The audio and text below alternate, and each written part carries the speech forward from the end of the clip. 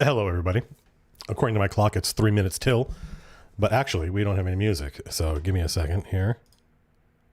Last time, we got dinged on the music use. This time, I doubt that'll happen, since this is my music. Fuck off, YouTube. Hello, hi, everybody. Welcome to the chat. He swore. Yes, I use the whole English language in the live streams. Hello, comrade 2261. How are you? Hi. Good morning. Hello. Hi. Good morning. Hi. Hello. Hi. Hey. Hello. Hello. Hi. We had a really good video that we released Thursday. Wait, Thursday? Yesterday. Yesterday? There's a lot of people here in chat. Hello, everybody. Now we got slow mode turned on, so don't shoot your shot, as it says in the thing. Goblin King. Oh, you know what? We've got some goblins. I believe it's a Scandinavian artist whose name I cannot pronounce. Made a bunch of goblins for us for Kingdoms and Warfare because you can raise goblin units, and they look awesome. Like I'm like, those are our goblins. Those are the MCDM goblins. Actually, I could show it to you. You want to see it? I can show it to you. Because it's my company, I can do what I want. No one can tell me no. No one can tell me no. We got to go through marketing before people can see it. My company, I can show you the goblins. Show us out. I want to see the goblin. I would like to see the goblin.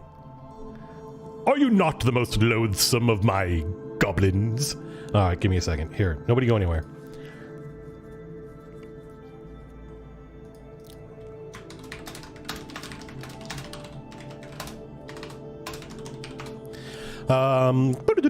This is a Krell patch, I believe. This is a Krell patch we're listening to. I could have set this up live. I don't know why I was. I'm kind of in the middle of a patch right now. I think I figured out how to tune all my oscillators, and I'm kind of feel stupid that I didn't figure it out before, because what I can do is I can just pump in a sequence to the eloquencer and just send that sequence to 5 or 6 oscillators and just tune them. So I can tune them in octaves because I've got a good enough ear that I can tell, and just tune them playing the same sequence until they sound the same. Then I can send them any notes I want. And I should use the plonk, because the plonk is quantized and it shows you what note it's playing. So I can tell the eloquencer, this is an E flat, if there is an E flat. This is an E flat. And then I can tune the plonk until it says I'm playing an E flat. And then I go, and then if I tune all the other modules to that one, so I'm actually kind of looking forward to that. So let's go goblins, let's go.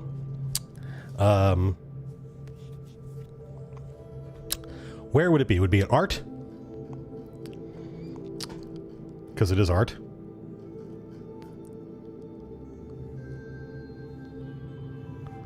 We were talking about the pictures of Medusa. We have one of the things you can, one of the enemy realms. I think there's some ambiguity as to whether or not an enemy realm in Kingdoms of Warfare is strictly an enemy realm or an NPC realm. They could be either. Not all of the enemy realms are evil, you know, but the Medusan realm probably is. So there is a realm that you can have as you're a dungeon master, and you think it'd be cool to have a bunch of Medusas as the villains of your game. You can use a Medusan enemy realm. And so we got art for these 3 Medusa who are toasting over a table that is being held up by statues of humans. And Jason said, I think you guys are being insensitive. Not all Gorgons are hideous beasts, okay?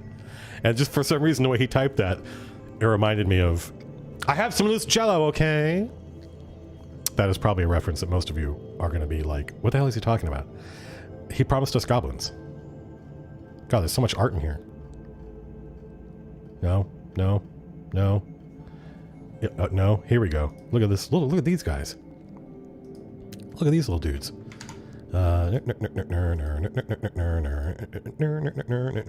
Okay, so now how do I show this to you folks? Well, the first thing I do is I get all my other nonsense out of the way. I guess I could just show you, like, yeah, it's easy to, like, actually nerd.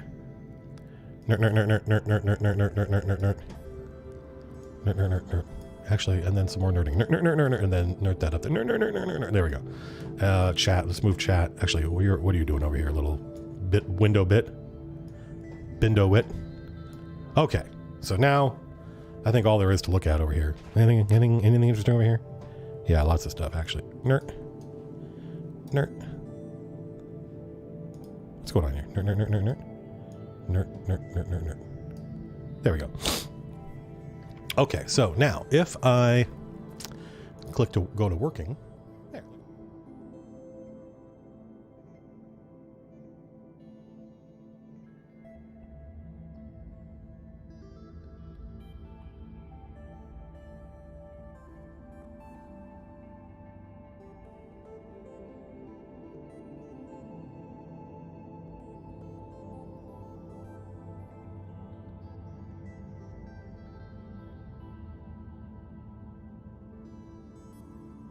Start streaming. So I don't know why it should be buffering like that. There isn't anything different about the settings for this. Actually, I turned on ultra low latency, which it says it doesn't support high resolution like 1440 or 4K, but we're not streaming in 1440 or 4K, so I don't know why that should be an issue. But what I did do was I turned down the frame rate from 60 to 30, so I'm going to seem there's going to be less of me, half. So people are posting, that was 50, that's 50 euros. That's no joke. People are posting chats with money attached. I will get to them. Our mods collect all those so I can go back and read them if I miss them. So let's look at the goblins. I promised you goblins. I'm going to show them to you now.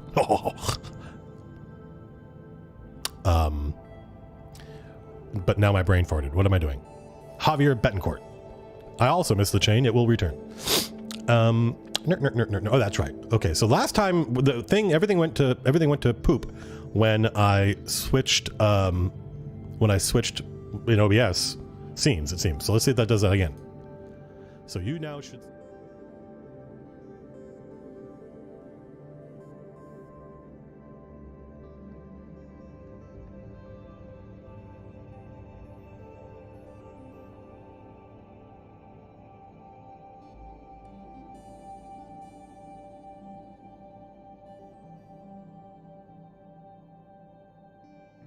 There we go. Hello. Can you see the goblins? Can you see them?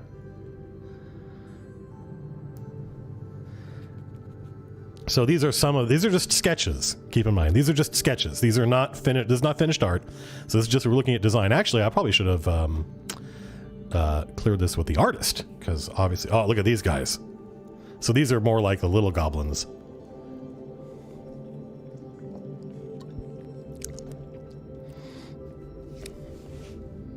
Yeah, look at these guys.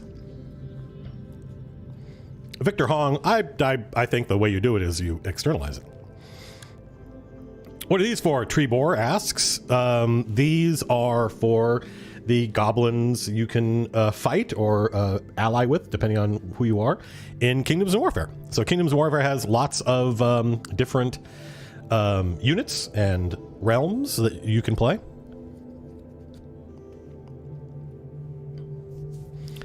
Let's see. Let's go back to. So this is what these. When I saw these, I fell in love. I love these little guys. So obviously, these are, like I said, these are just sketches, right? These are just sketches. They are not finished art. The finished art the nearly finished art I've seen is really cool. So yeah, in Kingdoms and Warfare,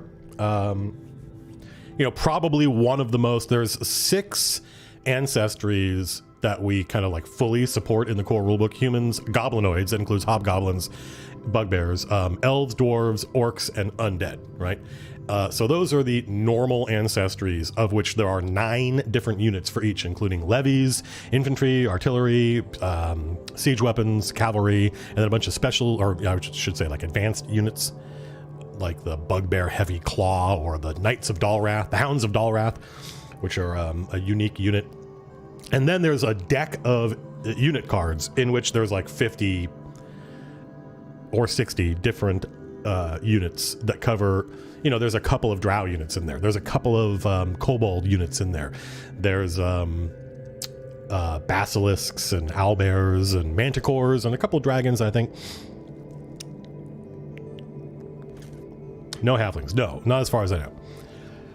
I don't think there are enough.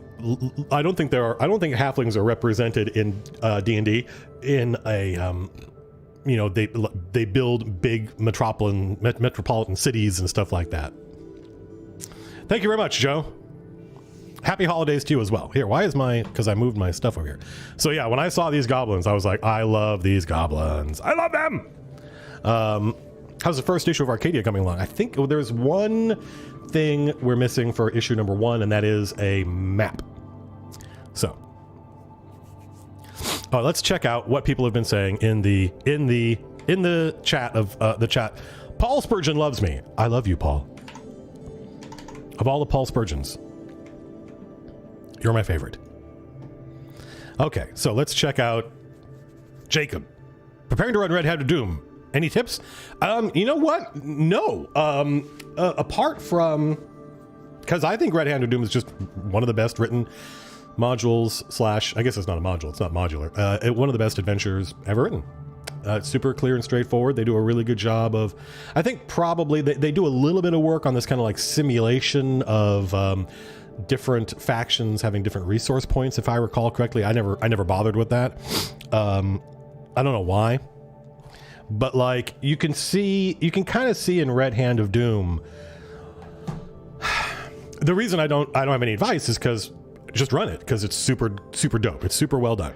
So I don't, unlike most other adventures I've run, I had to tweak Red Hand of Doom very little. The only tweaks I make to an adventure like that are just throwing in my own stuff. Like I don't have Brindle, I have this place, and I'll take the map and say this map that they provided me is a map of this town in my world. Stuff like that. Renaming NPCs, which I do to everything.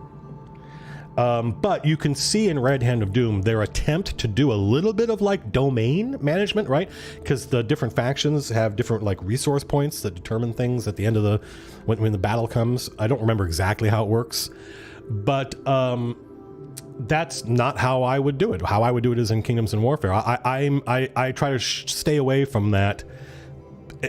And keep in mind, Red Hand of Doom, it's very, very simple. I think it would be easy to use if somebody wanted to use it, but I try to stay away from that Civ type simulation. Kingdoms and Warfare is more about taking the organizations and stuff you already use and just giving them more stuff to do and making them more like characters, right? Making an organization, whether it's a kingdom, a duchy, a nation ruled by a dragon, whether it's a thieves guild or a bunch of druids in the forest, just treating that organization like a character, giving them skills and actions and ways to fight each other that are not D&D combat, just to make it really easy.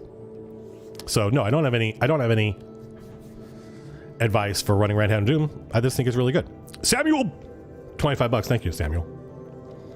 The no video was neat as fuck, I think is what that F stands for. Best one in recent memory. I'm glad you liked it. Without naming names, would I care to share a story of an unreasonably permissive DM? Me, I think I'm usually the most unreasonably permissive when I think I told Tom Schmuck he could play a Thry-Kreen. And then I think I went back. I remember what I tend to do these days, when I used to just say yes and then I would be unhappy later, was I would, like when Matt O'Driscoll, Leech is a product of me saying yes and then going no. He wanted to be something crazy. He saw some crazy ancestry in some other supplement, right? This was not the player's handbook. I don't remember what it was. It might have been like a celestial, like literally like what are the PC versions of the, it's not not a tiefling, it's not one of the half elementals, I don't remember what it was, but he wanted to be something crazy, and I was like, okay. And then afterwards I was like, man, this is not going to work, because like the whole, we'll talk about this, like I guess we are talking about it, I should just bite the bullet and say that in Orton, which is my fantasy setting, you got to be a human or maybe like a halfling, right? Because the lore of my world does not really permit elves and dwarves and stuff like that. And it's not just that. I've done a lot of work to kind of integrate them in, because in my world originally, elves and dwarves are like, elves are like demigods. Like they would be like CR13 if you met one. So I had to kind of come up with reasons why there would be CR0 elves walking around, and I think I came up with good ones. But, you know, what I should do is I should tell the players, you got to be a human, right? Kind of the opposite of what Phil did. You got to be a human. Because that lets me present all these other species as being really alien and rare, because there aren't that many of them. That's very Gygaxian, but I like that stuff. So that's what I should have done. So I told Matt O'Driscoll when he's like, I want to be one of these things. I was like, okay. And then even before, it might have been after that making character session, I don't remember. But I went back to him and I was like, this is too weird. This is too weird. And I think I may have made him a list of weird stuff he could pick, right? Because he didn't want to just be a human. And then he was like, oh, a drow. A drow would be cool. And so that's, or drow. I don't remember. I now no longer remember how I used to originally pronounce it, because I used to definitely think there was a right way and a wrong way to pronounce that word. And now I don't remember which was which. And so, yeah, and he came up with leech. And that's a great example of how, like, he wanted to play this really outrageous, visually outrageous, not personality outrageous, like super alien thing in the chain. And the chain is all about, like, it's grounded. It's meant to be people, relatable people. In some cases, super relatable. And I found some middle ground and said, no, but what about this? And he was like, yeah, sure. So that's an example of how, like, you know, to me, a drow in the chain makes sense and is cool and doesn't too grossly violate my ideas of how grounded that thing should be. It's appropriately weird and kind of out there, and there should be characters like that in the chain, right? So that was a way for him. He was able to find a character he wanted to play within my constraints. If I had said you had to be a human, he would have gone along with it, but he likes everybody loves leech. So making exceptions. There was always, anytime I do one of these videos and I say this is how I do things, people enjoy kind of going out of their way to say, but you don't do it like, you don't follow your own advice when you do this, that, and the other thing. I'm like, no, of course I don't even follow my own advice in that video. I always make exceptions and stuff like that. I always say yes first, and then I kind of go, this is going to suck for me. And the more I realize how this is going to totally destroy the tone of what I was trying to do, then I go back to the player and I go, what about no, but. Sina Fisher, 50 euros, loves my work. Lots of love from Germany. This is a very love-filled chat. I love all of you. MCDM Goblin Minis. Yeah, well, we might do some more, like, kind of take the goblins I just showed you and kind of, these go to 9. I think they should go to 11. So I think the ones in the book are probably going to go to 9, but I think if we do our own monster book, stay tuned. Stay tuned. Is this an announcement? No, it's a discussion. When we do a monster book, which will probably happen, you know, relatively soon, since I'm almost done with Kingdoms and Warfare, so I got something. I need something to work on. When we do our own monster book, my goal is, and we'll see what the audience thinks about this, because I don't want to do something nobody wants. But my goal is to try to make a monster book that would supplant the existing monster book. So you could literally use this monster book. It's designed to be, I could use this instead of this. So here are MCDM goblins, and they're different than normal goblins. How? I don't know yet. They'll be better. They'll have a bionic eye. And so these will be our goblins. I like that idea. Joe Auerbach. Oh, I already saw that. Thank you. 50 bones. People always get frisky in chat when they discover that I'm reading all of the super chats. The paid, the money chat. That's what they should call it, because that's what it is.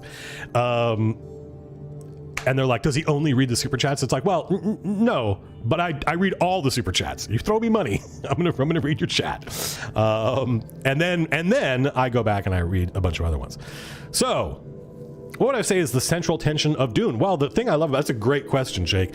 So for those of you who don't know what Jake is talking about, by the way, I think I said this last live stream, but 2 live streams ago, my friend Paul Laporte was in chat and I didn't see it.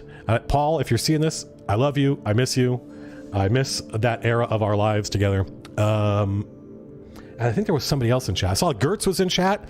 Gertz had a lot of really interesting things to say about some recent interesting controversy, and kind of made me go, maybe I'm being too cynical about that video game controversy, because Gertz is a A+ producer. So what is the central tension of Dune the novel? Well, those of you who maybe haven't made it through all of the running the game videos, I'm a big fan of there being a central tension, and you don't have to do this obviously, but actually I think you're gonna. I didn't say this in the video, but I probably should have.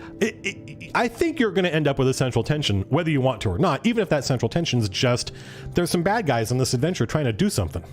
That'll end up being the central tension, even of just the party, right? Your world can have one or not have one, or maybe you don't know what it is. Maybe you have one and you don't know what it is, but the adventure is going to present one, right? So there's always going to be some kind of, tension and resolution. And Dune has a lot of them, obviously, and that's the great thing about it, is that not everybody you meet in Dune is engaged in the same central tension, because one of the central tensions is obviously Duke Leto versus House Harkonnen. That's probably the big one, right? But then you throw the Fremen in there, and the Fremen are not on that axis, really. They're opposed to House Harkonnen, but only because they're opposed to any colonial influence on their world. So for them, it's more like the Fremen's attitude is them versus the Imperium, right? Them trying to keep their work secret, right? The Fremen being the rulers of Dune, them against the desert, right? Them against the world, man versus nature, and then man versus the state, right? They're opposed to anybody that tries to come into their land. Paul is, he's got a couple of different, it's for Paul, it's to a certain extent, Paul's dealing with man versus his destiny, right? Because Paul can see the future and he doesn't like it. And the Bene Gesserit have their own central tension, right? They're trying to produce the Kwisatz Haderach and trying to keep it secret. So there's all these different axes in Dune around which characters can pivot, which I think is super, super good. Frank Herbert, genius. Peter, $5, thank you very much. I hope you enjoyed doing your Latin. I did Latin homework when I was in 7th grade, and none of it stayed with me except that it made me a really, really good reader, because I could tell what words meant, even if I had never seen the word before, because I could see the Latin root. Blocked by Pixels, $5. If I learned 5th edition, should I ever go back and play other editions of D&D? Well, not if it's an assignment. You shouldn't ever do anything like that because you feel like you have to, unless you're, unless somebody pays you to be in charge of D&D, and now maybe you should owe it to yourself to kind of, sorry, I just made it worse. I just made it a lot worse.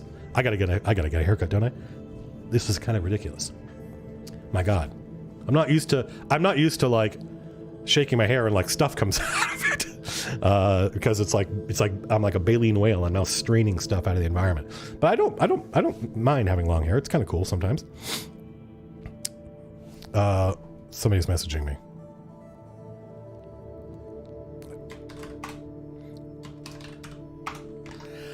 Where were we talking about? What was I talking about before I was so rudely interrupted?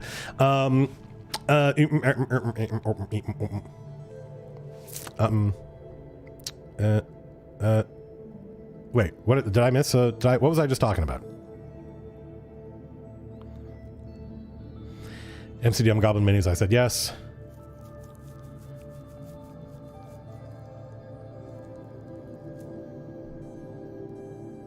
Central tension. Did I go all through these? I missed some of these. Robert Paul, 20, the plot of Ocean's 11. That's not a question, Robert, but thank you for the $20. And what is this? Saninand Kage? I don't know how to pronounce that.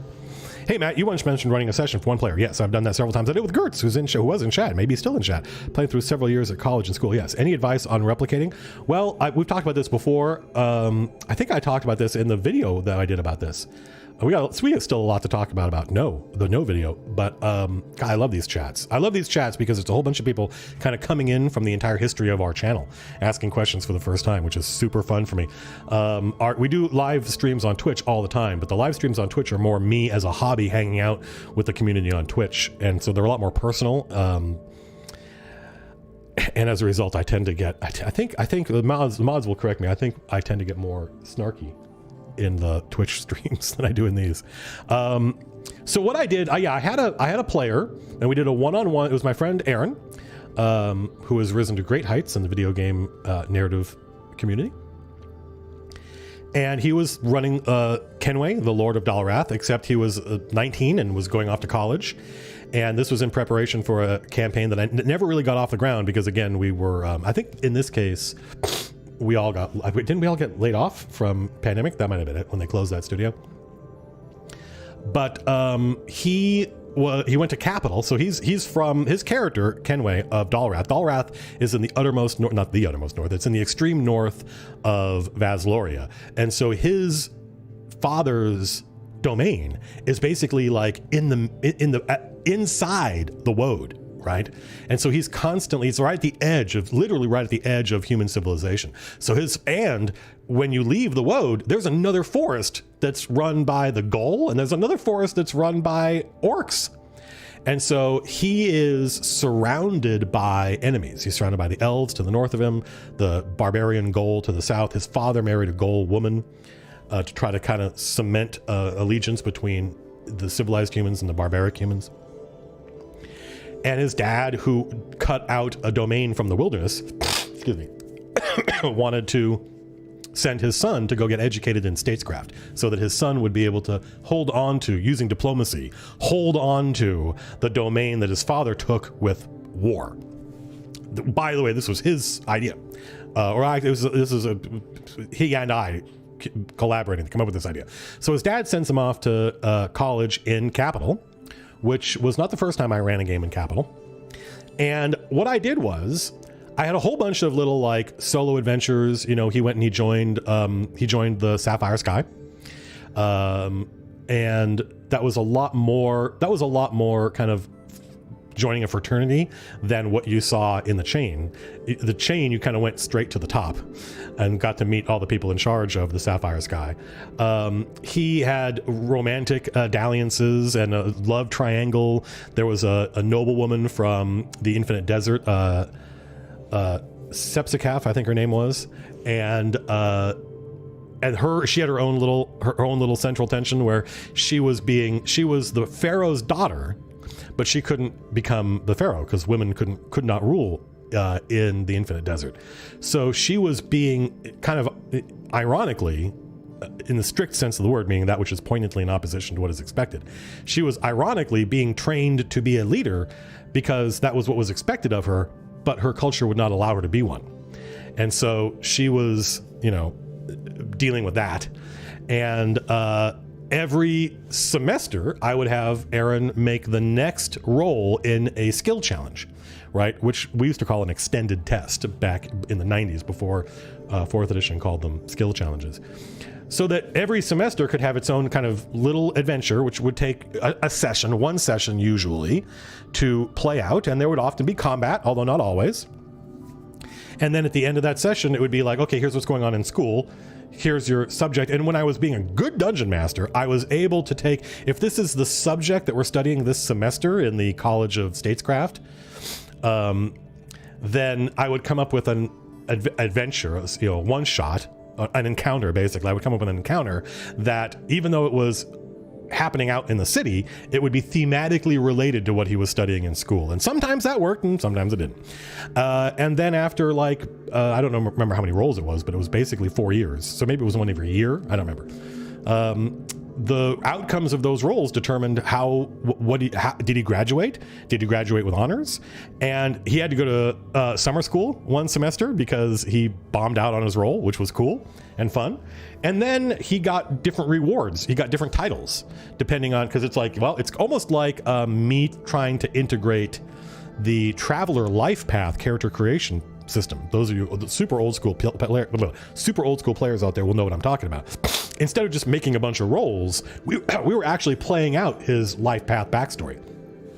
So like Traveler, he could have died in some of these combats, absolutely, but it was 4th edition, which was very unlikely. Character death in 4th edition is really hard because PCs are very tough in 4th edition. But he definitely failed a couple of times, and he had to go make it up.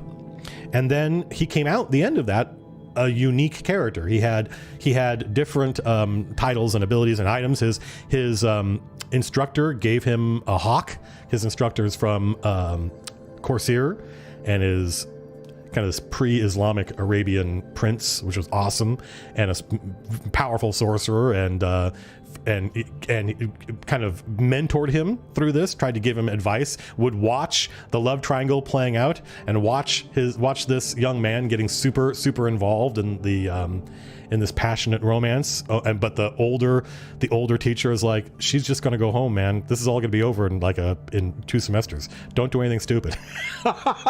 You got to go back home. She's got to go back home, right? And so having this older mentor, he gave him this kind of mechanical hawk, right? Anyway, so I just broke it down into semesters or years and turned it into a skill challenge. That's the short of it. I just gave you the long of it. DMing Greg Fisher for $5 says, DMing for a group of passive players, not really sure how to encourage them. I do feel like having to throw money at me to get me to pay attention to is not awesome. So mods, please, if you can, we did turn on slow mode 60 seconds. Mods, if you can, I want to see the good questions, even if there's no money attached. But I mean, I'm enough of an American that when somebody throws money at me, I want to give them value.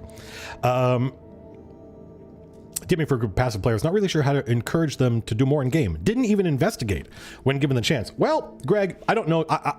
Alas, regardless of how much money people throw at me, I am not really able to audit people's games. When I get questions like this, what I hear is there's 6 people sitting around a table, and that's 6 different personalities and 6 different reasons to be there. And there's no way for me to really know what's going on. But I will tell you, you did say kind of the magic word here, didn't even investigate when given the chance. Players don't like investigating because they're not in real life. They're not detectives. They don't know how to investigate. They don't know, like me personally, when I have to figure something out in the real world, I hate it. I'm like, oh Christ. How do I go online and see, is there a website for this? It's always a pain in the ass. So maybe you just need better verbs. We did a whole video on this, right? And investigate, I think, is one of the worst verbs because it's vague, it's abstract. How do the players know when they've done it, right? How do they make progress? Do they just wander around and ask random people questions? So I can't diagnose your problem, really, because I don't know your players and I don't know your game. But maybe you just need to give him better verbs. We have to stop this guy before he kills again. That's a good fucking verb. It's good. It's always good when you have passive players. It's always good for you, like serial killers. It could be a dragon. It could be any number of things. But it's always good when something bad has happened, and it's going to happen again if we don't do anything. And then the stakes just get worse and worse. And the first thing you can do is you can play upon pathos, logos, and ethos. You can play upon their pathos, and you can say, all these people are going to die if you don't do something. But then if that doesn't, because, you know, players could be callous. That's not something I think people underestimate, is that, like, it's a game, it's a fantasy, and in the real world there's a great video. This is our culture does not really, when I say our culture, I mean the country I live in, doesn't really permit this stuff. Unfortunately, we have a very I think unhealthy relationship with art. But there's a great video from Comic Book Girl 19, who I think now just goes by her name, Danica. The X-Men, she did an unbelievably good series. It kills me that it didn't get more juice because she basically couldn't afford to keep doing it, which tells you a lot about YouTube. But she did a great series on the X-Men, and one of the things that she covered in it was Scott Summers, aka Cyclops, the best X-Man, Scott Summers' romance with Jean Grey, and how messed up it was. And she's like, there's this moment where this thing happens between the two of them, and I don't even remember what it was. I sort of vaguely remember, but it had to do with her telepathy. And she goes, this is super messed up. In the real world, this would be incredibly toxic, and you would get away from this relationship in a heartbeat. But in this fiction, it's so hot. It's so romantic and doomed, so doomed and romantic, but hot. Hot isn't like sexy. So in this fantasy, this is super awesome. In the real world, this would be terrible. Well, Americans don't like the idea that fantasies, there's a great quote from Simon Schama, right? Americans think that great art should lead to democracy. I love that quote. So the reason I bring all this up is because in the fantasy, players, for maybe the first time in their lives, can be callous. That's why pathos often doesn't work. There was a reason for all that. Seemed like a sidetrack. It was not. and dungeon masters often expect the players to kind of behave like themselves, right? In the real world, you would try to do something about this. In the real world, you wouldn't just stand by and let this happen. Maybe you would stand by, because you never know how you're gonna, but in the real world, you would at least feel bad. But for the first time playing D&D, you can be like, I don't have to feel bad about this. This is my character, this isn't real. I can be callous and let those people die, right? And I don't even think that's a judgment. I don't think that that's a bad thing, right? So there's often this, why won't the players do anything? Why won't the players do anything? Well, if pathos doesn't work, right? And if ethos doesn't work, it's the right thing to do. And if logos doesn't work, we've got to stop this dragon, or it's going to do something that we don't want it to do. Just logically, it would be bad. Then it's time to start threatening the players. Not the players. Don't threaten the players. That would be terrible. It's time to start threatening the characters, right? They have to act or they'll die at the end of the day, whatever that threat is. So that was a long answer, but I thought a good one. Of course, I would say that. The best heroes, the best action heroes, and D&D is an action movie, basically. The best heroes are reactive. John McClane, and I think this is another huge, have we done a video on this? Ooh, maybe we should. Maybe I should make a note of this. This is kind of a corollary to the verb video.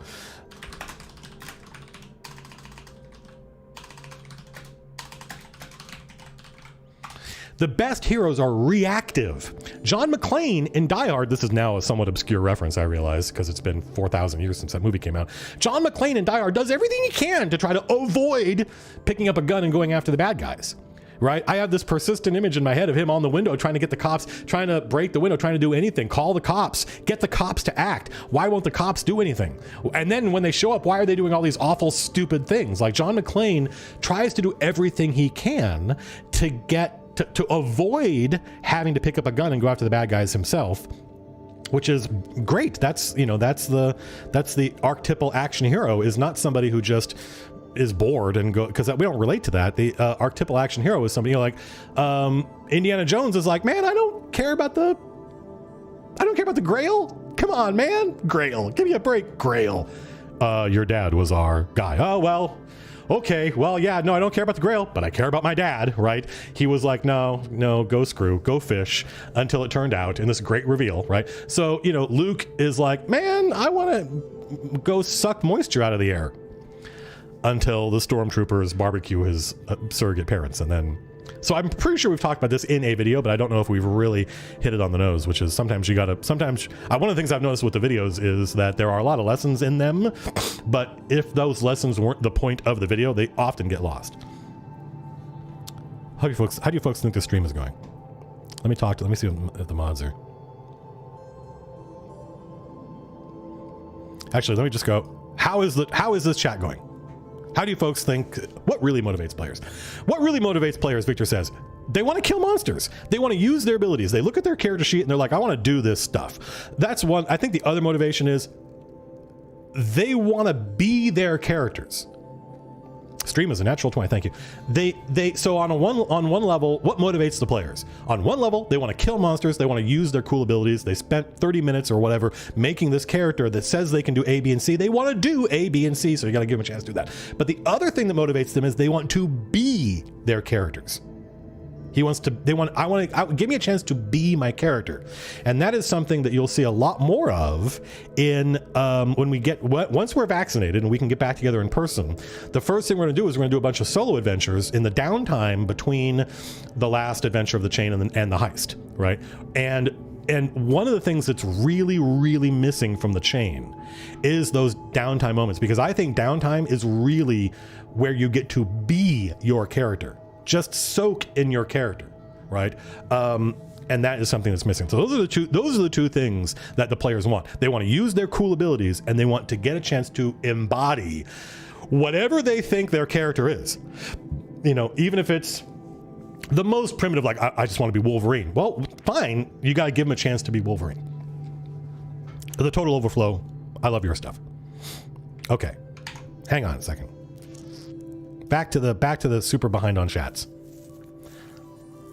Yeah, Robert Paul, the plot of Ocean's 11. I have not seen Ocean's 11. I saw the original Ocean's 11. I should go watch those movies because I love Steven Soderbergh. I don't know why. I think I saw those trailer. I just didn't know anybody who wanted to go see it, but I probably saw those trailers and said, okay, I feel like I get what that movie is.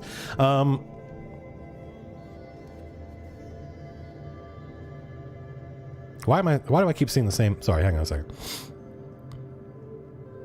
Thank you, Josiah Crumb. Channel Midnight Productions. Channel Midnight Productions. Hello. This is Channel Midnight Productions. Can you talk about developing your world? I don't know what there is to talk about, unfortunately.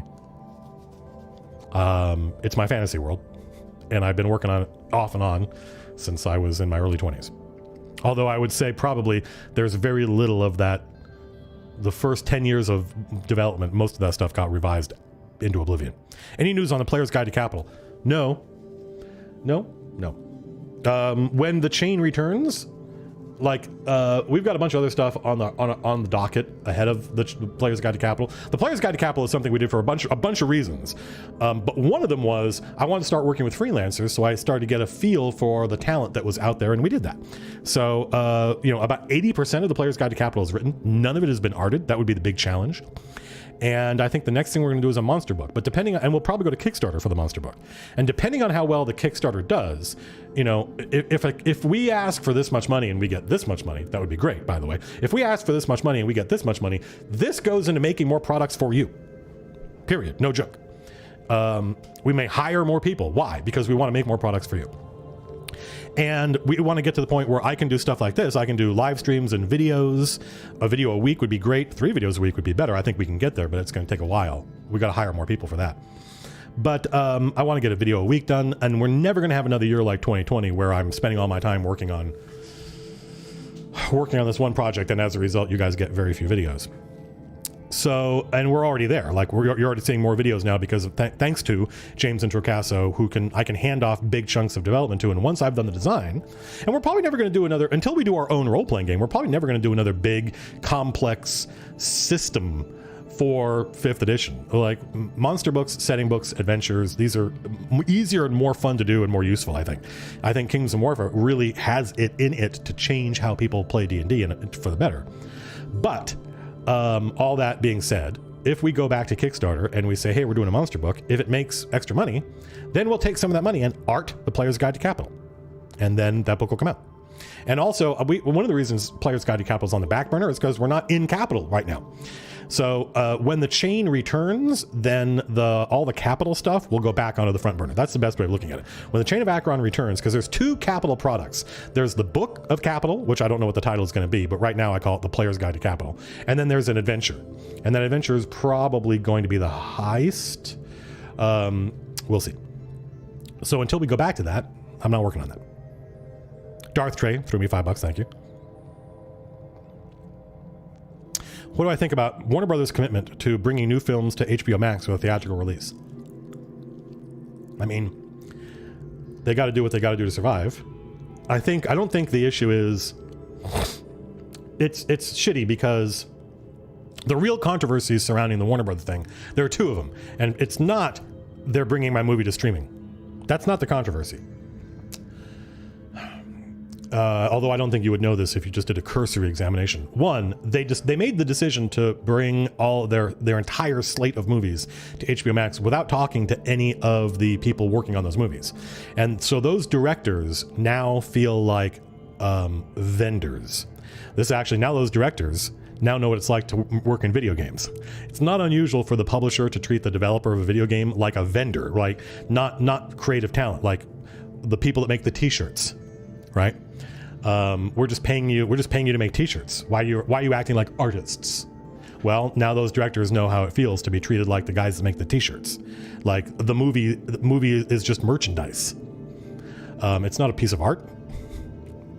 So that really, really damaged the relationship, not talking to the directors about it. Not even being like, a lot of these directors found out about this on Twitter. That very badly damaged the relationship between Warner Brothers and their talent. And Warner Brothers was known as the last studio that valued talent. So they're not going to be able to unfuck that. That now from my point of view, I think about it and I'm like, well, what could Like, what's the point of going to them and saying, we're doing this? They don't have any input. They don't have any power in the relationship. But that being said, it's not a question of asking them, is it okay if we do this? But it professional courtesy, if nothing else, professional courtesy would dictate that you at least tell the people working on the movie before you tell anybody else. And they didn't do that. So that's one problem. The other problem is when they brought Wonder Woman to streaming, which is happening in 7 days, when they made a deal to bring Wonder Woman to streaming, they paid Patty Jenkins theatrical release money. They said, you're going to get your bonus or whatever it is based on these numbers, as if your movie came out and did huge blockbuster numbers. So they paid the creative principles behind that movie a shitload of money to bring it to streaming. And they didn't do that with any of these other movies. So they're what they call Wonder Woman money. There's no Wonder Woman money behind this HBO Max decision. So there's not going to be a second Dune movie.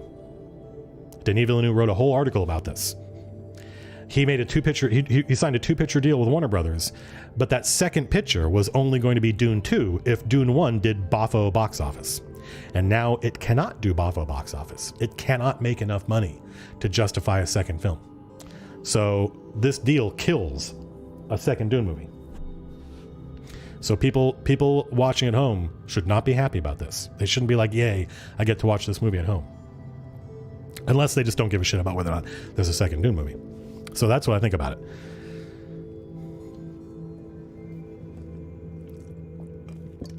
Matt B, thank you for the $5. Jesse asks, am I playing on any future games of Shadowrun or Starfinder? No, I'm not a huge fan of the cyberpunk genre. I'm not a fan of it. I don't hate it or anything like that. I'm just it's not really in my wheelhouse. I did play Shadowrun when it came out, which would have been in the late 80s. And I really liked Cyberpunk. I really liked Shadowrun's version of Cyberpunk for some reason. It's mostly art. I like their art better than I like the actual Cyberpunk art. But that's not really. Starfinder, I doubt I would run Starfinder. If I were going to run a science fiction RPG, it probably wouldn't be a D20 game. I don't know what it would be. Maybe it would be Stars Without Number. Maybe I would design my own RPG. Joseph Roloma. Have I been mispronouncing? Have you been in chat forever and I've been mispronouncing your name as Ramallah? I think I might have been. I'm paying just so you read this. Well, it worked. I read it. Thank you. Sandalthon. Salutations, tax collector. Buy a caffeinated beverage. I will. Thank you very much. Caffeine is one of my drugs of choice. Thank you very much, Sandalthon. Any advice, examples on how to run a shadow government that the puppets hardly know anything about?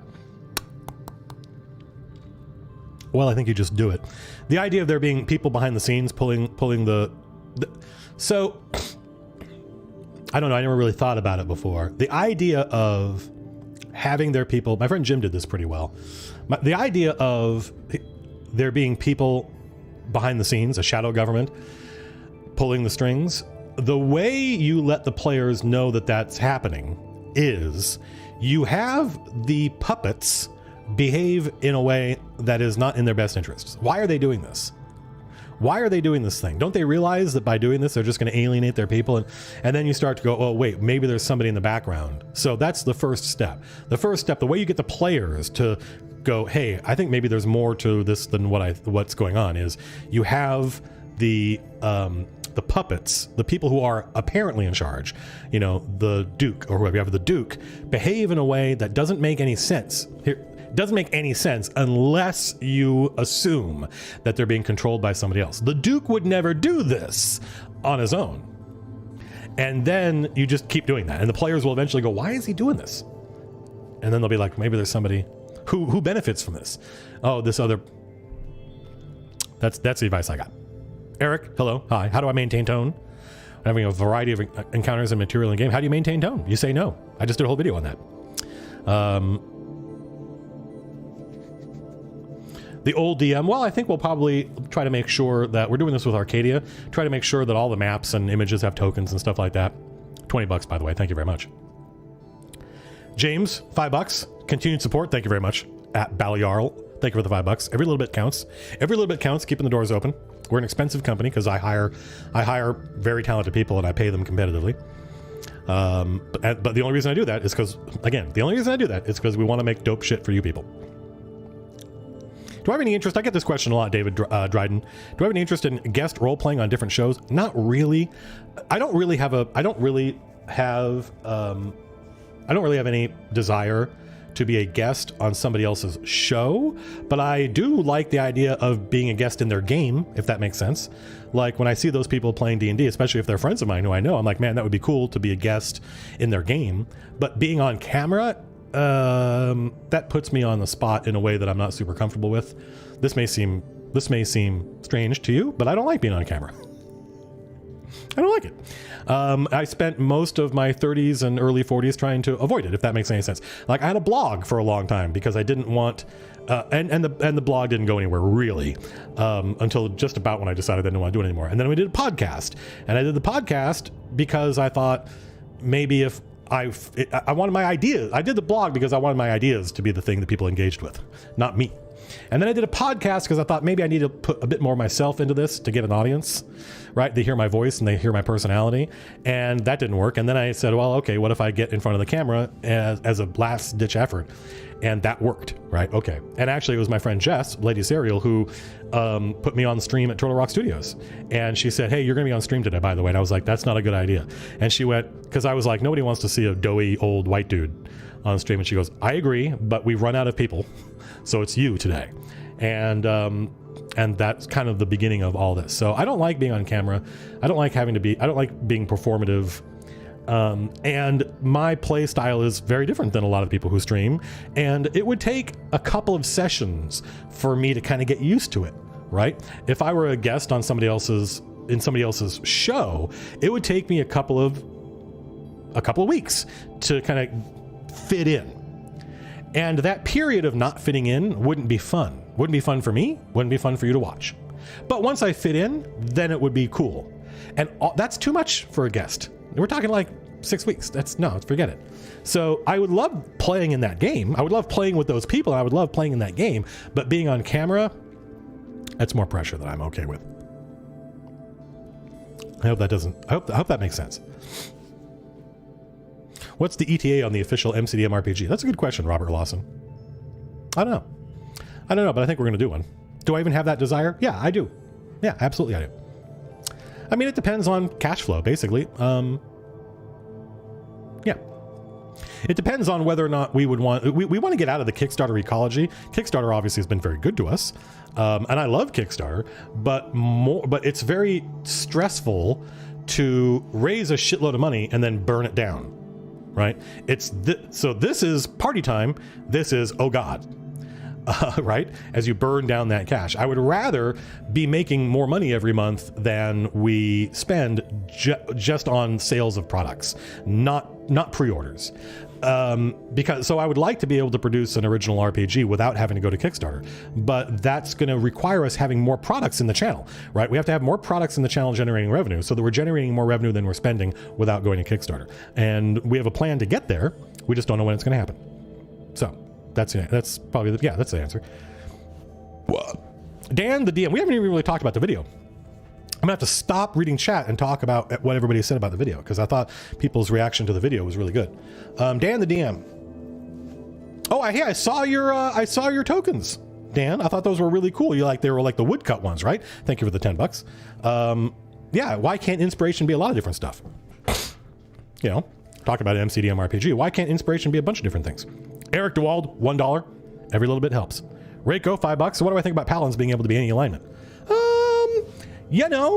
I like Paladins of every alignment. I just think they need to be different, right?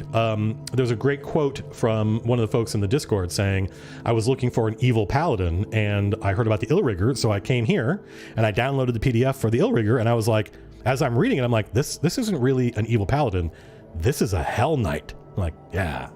Right. So for me, I want those different. I don't want paladins of every alignment. I want holy warriors of every alignment. That's what I want. Right. A paladin of hell is very different. I mean, I should say a knight of hell is very different than the paladin in the player's handbook. So that's my attitude. I would want them to be different classes. I wouldn't want them to be different oaths. Well, that's not true. I think there's a variety. I think it's almost like you're casting is like a cone of light, right? I think paladin can cover all of this, right? But a holy warrior of another church could cover. There's some overlap, but there should be some distinction.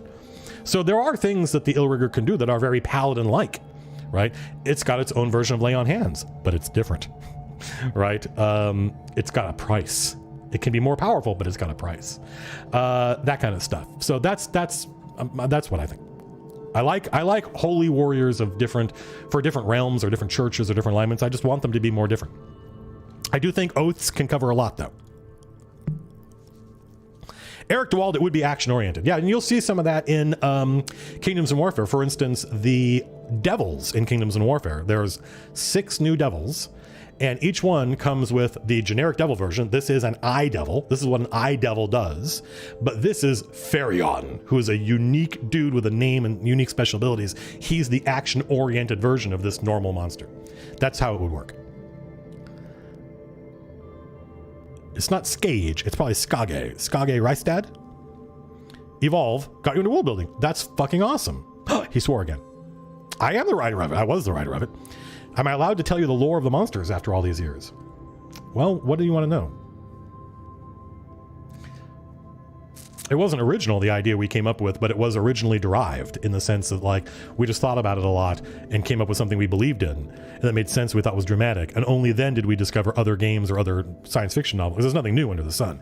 So the lore of the monsters in Evolve was not based on anything. It was original, we developed it originally, but in that process, we discovered that other people had done the same thing. But basically, like, they were, I think, weren't they creatures basically from Cherenkov space, and the Patterson drive attracted them. I remember showing some of the devs a map of dark matter, and I was like, this is a map of where their universe comes close to overlapping with ours, and the places where it's very close or overlapping are where the most dark matter is, and so they're here to stop us. And it does imagine that this is a false vacuum, which is a popular theory, and that at any moment it could drop down to a lower energy state in which you couldn't have protons and neutrons, and that's what these guys are trying to do. They're trying to eliminate. They see our world as being having too much. Is it too much chaos and not enough order? Because it would be more ordered. It would be more ordered if it were all just about a sea of quarks and you couldn't have protons. Protons and neutrons are a sign of chaos. A Kalimsham campaign. I don't know what that is. Sorry. That sounds like some Forgotten Realms nonsense. I'm not a huge fan of the Forgotten Realms.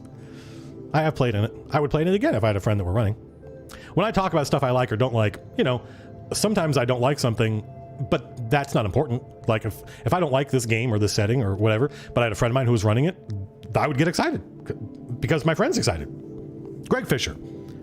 How would I suggest changing a villain's plan? Greg, this is one of those things where, like, I don't know the party and I don't know the villain. So that's a really idiosyncratic question. Do I think any of the first party campaigns for 5th edition are worth running? Hey, you guys want to see something cool? Hang on a second. I have an idea. Don't go anywhere.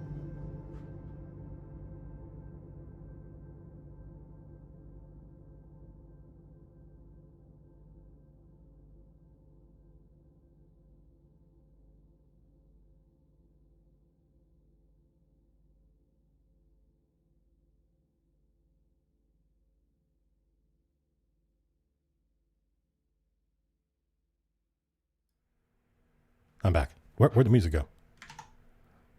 Why is the rum gone? Man, remember when those Pirates of the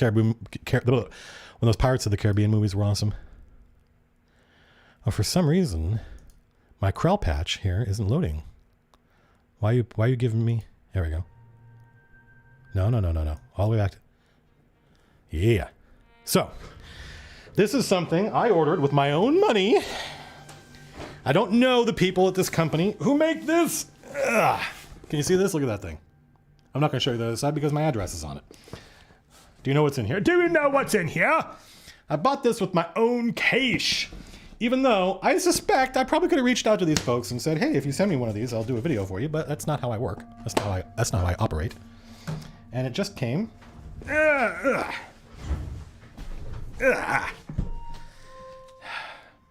Man, these blow up sex dolls, they get smaller and smaller every year. I apologize to any parents who were like, hey, that friendly bugbear is screaming. You like him? Oh my god. There's a shitload of stuff in here.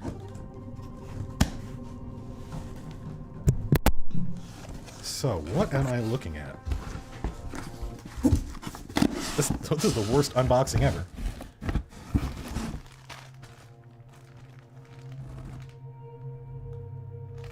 What even are these little things?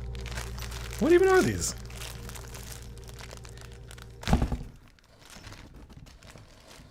What even is this? I don't know what this is.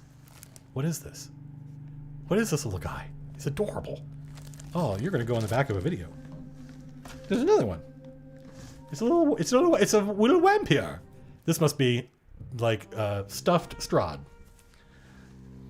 There's a bunch of there's a whole bag of these. I didn't know. This, I believe, this is the juice. Away with you. Ooh.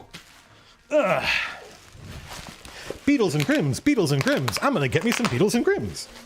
Yeah. Oh, look at that. Oh my god. I want to do something like this. We probably could have done something like this for Kingdoms of Warfare if not for the fact that it took us a year to develop the thing.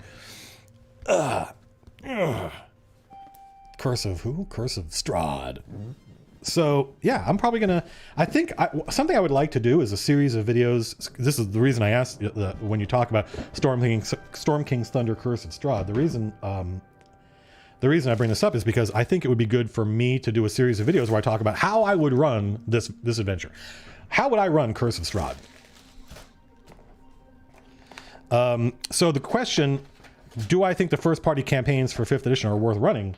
Yeah, I think I haven't run any of them because I kind of do my own thing. I like to roll my own. Oh, wow.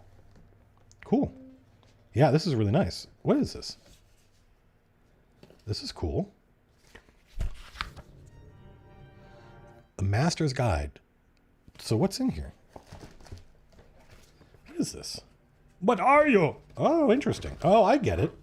Oh, this is really smart. Yeah, so this is just the overview for like the DM, because Castle Ravenloft is famously difficult to decipher to translate this 3D castle into a space that the DM can hold in their head, right? Because it's got all these ups and downs and connected passageways and stuff. So it's cool that they said basically here's the layout of the castle for the DM to make it just in one easy to reference document. So good for them. Generally speaking, when I go through this stuff, you're not going to get me talking shit about other people's products. So which hasn't happened yet, by the way, but if I was like, I don't know why they did this, I don't like this, I probably wouldn't say it. Just because we make stuff, and I don't want people who like us to be like, oh, why did I have to talk shit about our products? These are some really good. I like these a lot. These are nice, high quality maps, and they come in a little folder, making it easy to reference. That's super cool. So you got a map folder. I like this a lot. I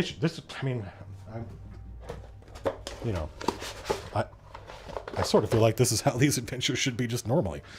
And they have been. I don't, oh, look at this. Oh, this is awesome. Oh, I like this.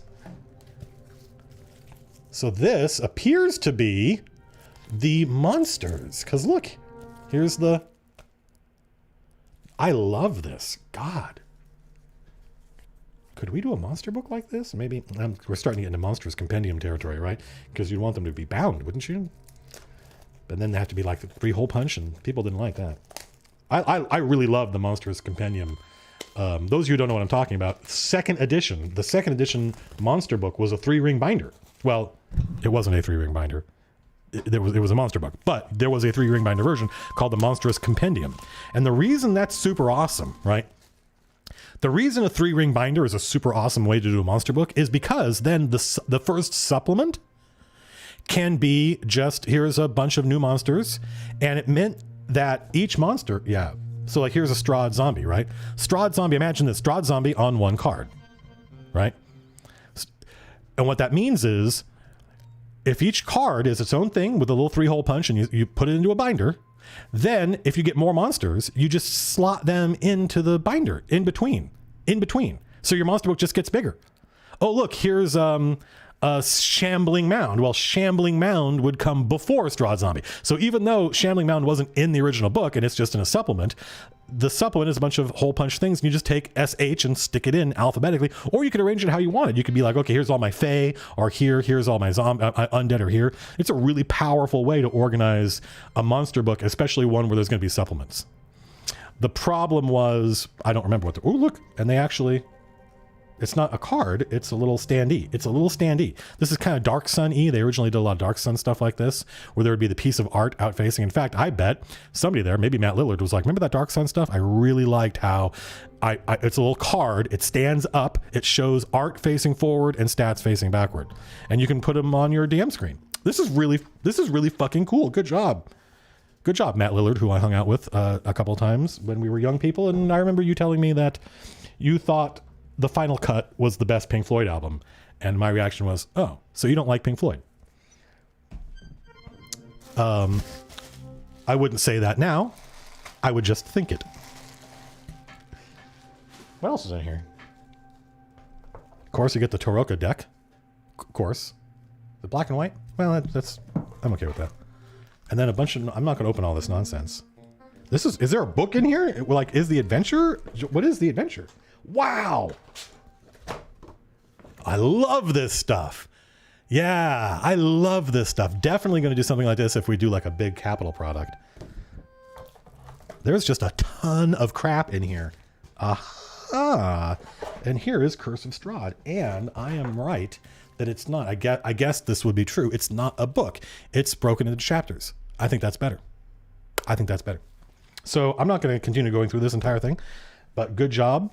Good job, Matt Lillard.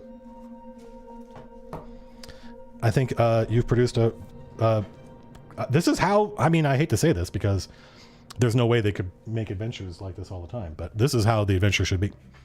Because all this stuff that they're doing increases the utility of it. It's heavy.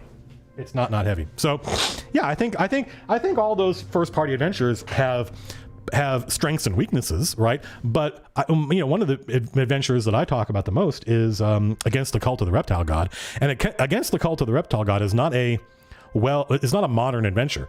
And one of the reasons I recommend it is because of how much is missing from it. That makes sense. It requires the dungeon master to do a lot of work, and that's important because you need to develop those muscles. So I don't recommend Against the Cult of the Reptile God because it's effortless. No. I recommend Against the Cult of the Reptile God because of how much work it requires the dungeon master to do. It is a cool idea. There's a lot of great maps in it. There's a great central tension. It's a good plot. Lots of cool stuff to do. But Against the Cult of the Reptile God does not have all of the stuff in it we would expect a modern adventure to have, with hooks. Why do the players do these things? And clear like chapter breaks and beginning. No. It's up to the DM to come up with all that stuff. And that makes you a better DM. Anyway, so yeah, those adventures, like, I think they each have different merit. There are things that each of them does well, and things that each of them, when I read them, I'm like, eh. But that's true of any adventure, I think. Maybe with the possible exception of Red Hand of Doom. Red Hand of Doom is one of those adventures where I just run it. Do I plan on doing a video about running a one-shot? Well, what do you mean by one shot? Do you mean like literally we're going to have an entire adventure over 4 hours? Because that to me is an encounter. I think generally when people say one shot, they mean a short adventure that might take 2 or 3 weeks. We're going to do a video on designing adventures, and we may do more than one. Kenway sounds like Alexander Macedon. Well, that's one of the inspirations for his character, I think. Yeah, I think that was an explicit one of the things he pulled from. Carlos, $5. What's my favorite snack and drink combo? Probably Mountain Dew and Cheez-Its. Definitely Cheez-Its. Like Lars, no joke, Lars has to hide the Cheez-Its at game night.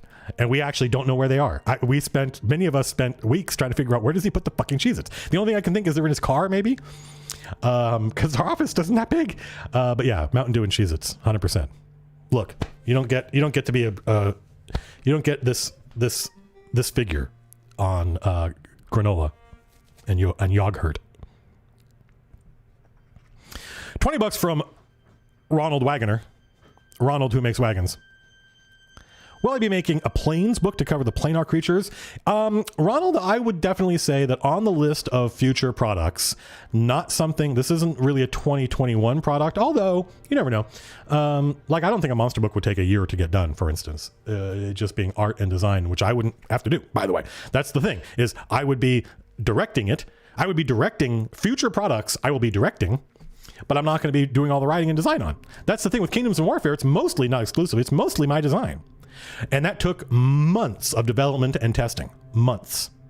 I don't want to do that again until we're making our own RPG. Monster book, I don't have to... monsters already exist. That design is already established, right? So now we're just permuting it, and that's what the writers are for. So, so future MCDM products will not bite the video production pipeline. And I think a Timescape book is definitely... Like, we've already designed, you know, there's another 18 monsters in Kingdoms and Warfare, demons, devils, and undead. And there's a whole bunch in Kingdoms and Warfare. Well, I don't want to put those monsters in an MCDM monster book, because then people would feel like, I already have these, I already paid for these. But at the same time, I don't want people to have to collect all these different books to get all our monsters. But they all those monsters in Strongholds, Followers, Kingdoms and Warfare all have something in common. They are extra planar.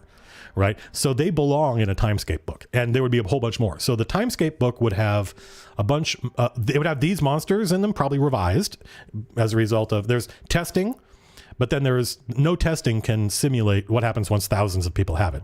So they'll be revised, but it'll be a kind of a one-stop shop. And it would cover all the different planes, which I'm really proud of and done a lot of work on.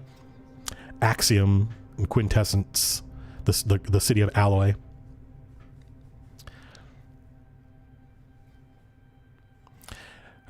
Reviled, or Reviled, 5 pounds. Thanks for all the ideas. Ran solo sessions for each of their players as prologues to the next campaign. It got everyone super hyped. How could it not? How could it not? It's brilliant. It's awesome. It's the reason I make these YouTube videos is because I discovered this stuff, and I was like, people need to know about this. There are better ways to play D&D. There are better. It's better. It's better.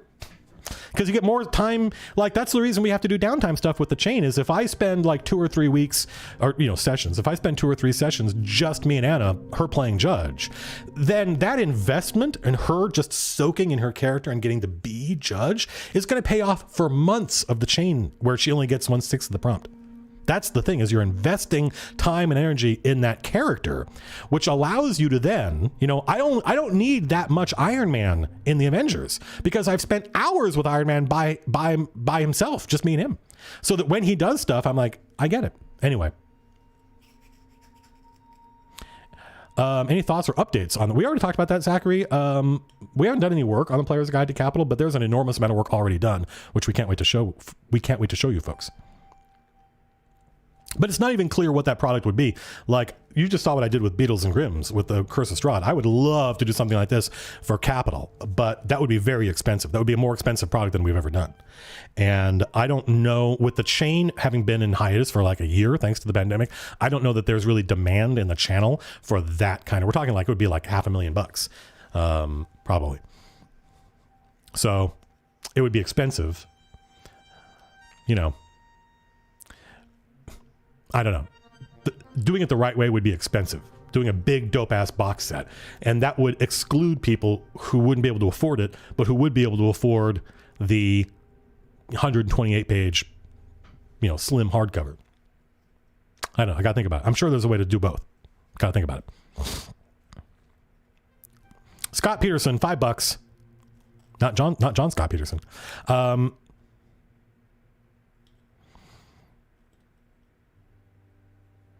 I think generally their attitude, like, the one thing I think EJ was like, I never would have given up that shield.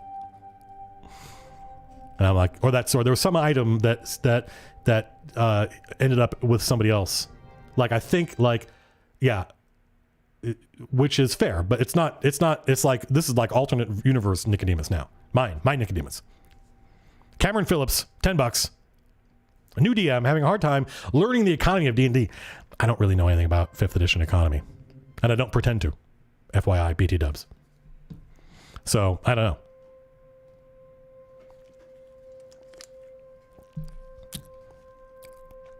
But I'm never afraid to give out more cash than an adventure thinks I should.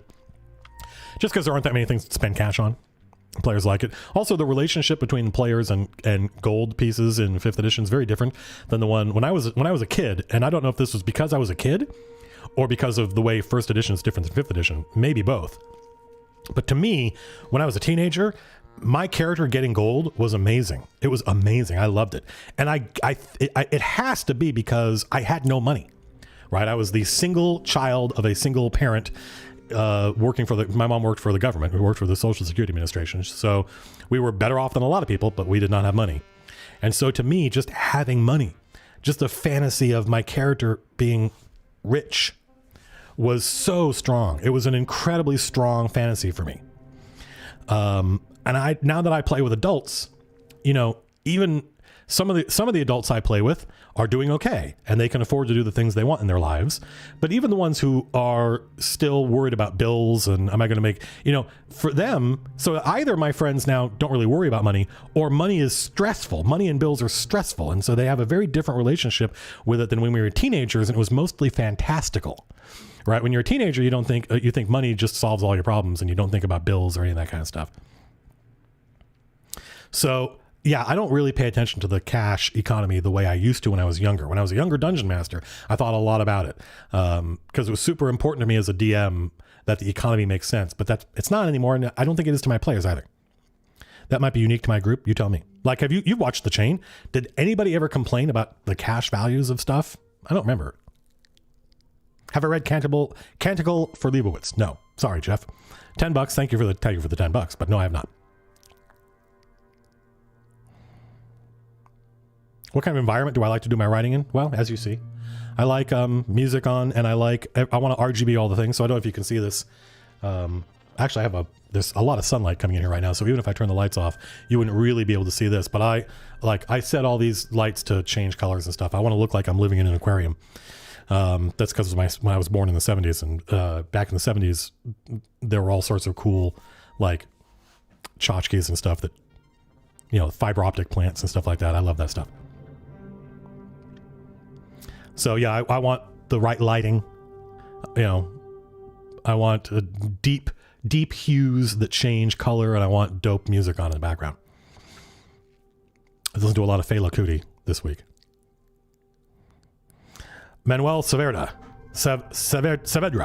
Manuel Saavedra. How would I go about learning a new system? I would read the book. Well, these days, it depends on the system. A lot of systems have like quick start guides. Those are important. How I go about learning a new system, I would probably try to find a YouTube video breaking it down for me. It's funny because I say that, and I've been avoiding YouTube videos of Star Citizen 3.12, which is probably the most content-rich patch that's come out since I started playing Star Citizen. Star Citizen is one of my major hobbies these days, along with modular synthesis, and because I want to experience it for myself. I don't want somebody else to explain to me how refining works now. I want to go up to the refinery kiosk for the first time, and I want to figure it out. I want to learn it. So yeah, I want someone to explain it to me. And so YouTube makes that possible. But I also think a good quick start guide can just get me what are the terms and what are the core dice mechanics of a new system. Explaining a game is very, very different than designing a game. And there's no reason to expect that a good designer would be a good explainer of design. And I got good at it for some things. Like I'm really, really good at explaining the Dune board game. And I've had friends of mine who will be like, Matt, here's a new game. Here, you're good at explaining things. And I'm like, you only think that because I explained Dune to you. I have no idea how to explain other stuff. At Manoa. Really enjoyed the last Writing the Game video. Thank you. That makes me happy. Tweaking magic items for their uniqueness is awesome. I agree. What's the one I'm proudest of? Oh, well, no, I don't know how much magic item invention. I guess like I'm only as good as my last magic item, so I really like Judge's sword. I think it's pretty cool. We'll see. I'm the thing about Crusader that I didn't mention, by the way, was that if you go look at the AD&D Dungeon Master's Guide and read the magic items, the list of magic items hasn't changed much, by the way. So 5th edition magic items, I think basically the same as 1st edition magic items. The thing was though, when you went and played an official TSR adventure, if it had one of those items in it, it would not be that one it would be that plus oh, look, here's a +5 Holy Avenger, but it's not just the +5 Holy Avenger from the book, which has its own quite long list of abilities. It's that plus this, that, and the other thing. That was the thing I liked about it. So I think that's super cool. The idea that the items in the Dungeon Master's Guide are kind of they're kind of the default versions, but in your world, there'll be specific versions of these things that are unique.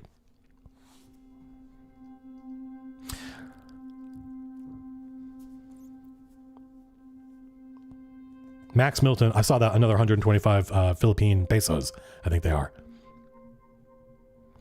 What's the central tension from the Red Hand of Doom? Oh, I don't remember. Isn't there a bunch of hobgoblins coming to kill us? Pretty straightforward. I guess wilderness versus law versus chaos, right? Because it's because of who the bad guy is there.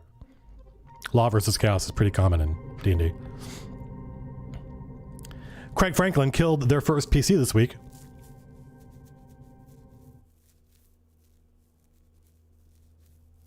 Well, this is super interesting. So Craig Franklin said, I killed my first ever PC last week. The player in question has been begging me all week to work some DM magic to save him. Then my mentor, I don't know who that would be, pulls out the say no video. Coincidence? I mean, yes, it is. But whatever. Well, listen, my friend Mark said something that I'll never forget. And when I did this when I killed my friend Phil's character, very stupidly, by the way, he agreed. It's not, killing Phil's character made sense in the moment, and I still kind of stick by that. But it's the fact that I ended up there. It's the fact that I ended up in that jail cell with Lady Morgant and Zach's character having escaped, and her now panicking and feeling like, if I can't go back to Lord Saxton and say one of them escaped. I've got to do something dramatic so that he still trusts me. So I'm going to kill this innocent from her point of view, bad guy, warlock. It's the fact that I ended up in that room that was a mistake. There was no reason for me to go there. There were good reasons for me to do other stuff. I laid all the groundwork to do other stuff. I should have just switched the camera over to TJ and his dwarf and have him be breaking them out. And as soon as they saw that he was going to break them out, they would have behaved completely differently. They would have sat and waited. So that was totally on me. But the thing my friend Mark said was, Matt, when you kill one of my characters, for about half an hour, I'm really, really angry at you. I'm really angry at you. But don't try to mollify me. Don't try to bring my character back, because half an hour later, I'm ready to make a new character and I've dealt with it. And if you just say, oh, that wasn't, forget it, they come back, then it won't feel real. It'll remind me that this was something capricious you did rather than something the monsters did. So just let me stew. And he said it's 30 minutes, 45 minutes, and feels like that was exactly it. It was literally like, he was really angry. Like, I'm going to fire that guy angry, I think. And he's like 30 minutes later, 45 minutes later, he goes, I was ready to make a new character. So that's what I say. I say, I definitely think there are times where, like my friend Jim says, you can break somebody's heart. There's a difference between killing somebody's character and breaking their heart. And only you know the difference. And there are times when we've had a TPK in Jim's game and we were just like, that's bullshit, and we made new characters. There are other times when we've had TPKs in Jim's game, that tells you something, where we just never wanted to play again. And it wasn't because he killed our characters so much as our characters are gone now. These characters were the reason I wanted to play. That happens. So only you know the difference between that. And that's that thing about me not being able to audit your game. One of the things we should talk about this, one of the things I noticed, and let me go back to live chat so I can see what you folks are saying. It's night in the Ukraine, but you're here. You're here, person whose name I can't pronounce because I don't actually read Cyrillic. I'm not 40 minutes behind anymore. I'm right here. Am I excited for the new Dune film this October? We'll see. I'm only excited for if it's good, and I don't know if it's good yet. No one knows if it's good yet. Chaotic doesn't mean they don't have an organization. I think Graham Warden, I think I've explained that in many, many videos. It means that their organization is based on strength rather than following rules for the sake of following rules. Have I seen Dungeon Cast? No, I don't even know what that is. Or I don't recognize it off the top of my head. Drunk Ninja, I caught you live. Yeah, chaos is might makes right. Correct. Well, Sam, you can go get strongholds and followers for Fantasy Grounds. No, I don't care about Magic the Gathering. KK, alas. So one of the things that came up a lot in comments about in the saying no video was I saw this comment over and over again from different people. That was like literally the same comment about saying that all elves have to behave the same way is bad. Me saying all elves behave like this is bad. And they didn't say bad. They used another term that's very loaded. Can any of you detect why I take exception at that statement?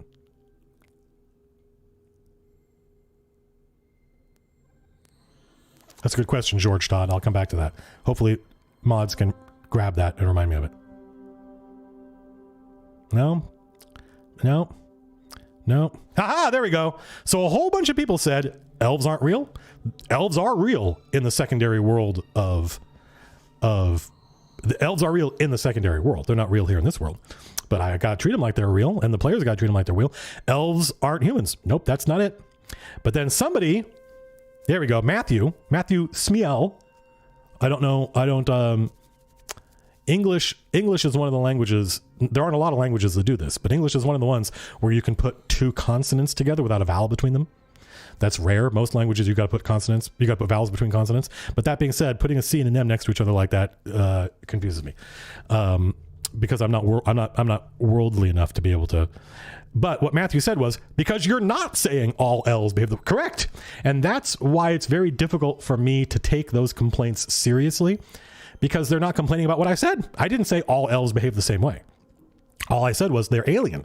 They have an alien point of view. They have and whatever. And my elves have multiple cultures, but they are all different versions of this one. Like, I'm not saying all elves behave the same way. I never said that. But what I said was they are alien. And that alienness, there was somebody in the Reddit who said, listen, these creatures are functionally immortal and they do not need to sleep. Don't you think that would produce a different psychology than the human psychology? It would be very, very difficult for me to understand the point of view of somebody who said, no, I don't think it would be different. That would be very, I honestly cannot wrap my head around the idea that this is a alien species that is functionally immortal. That alone would produce a different psychology, I think. And there are lots of science fiction novels that have been written about that. And they don't need to sleep, but they would not have a different psychology, a different sociology, a different point of view than humans. I can't wrap my head around that.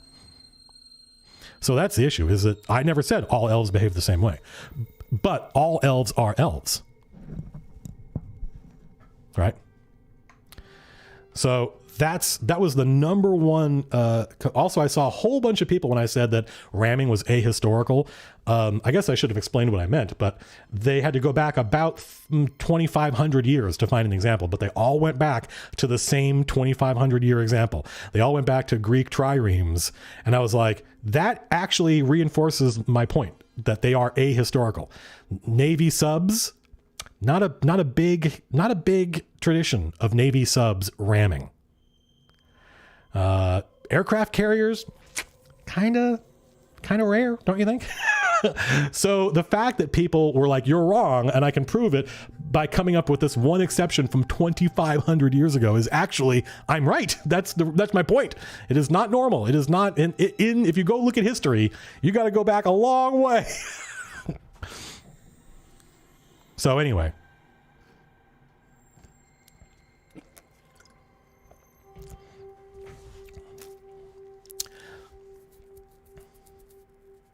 Oh, I agree with that, Darkness Visible.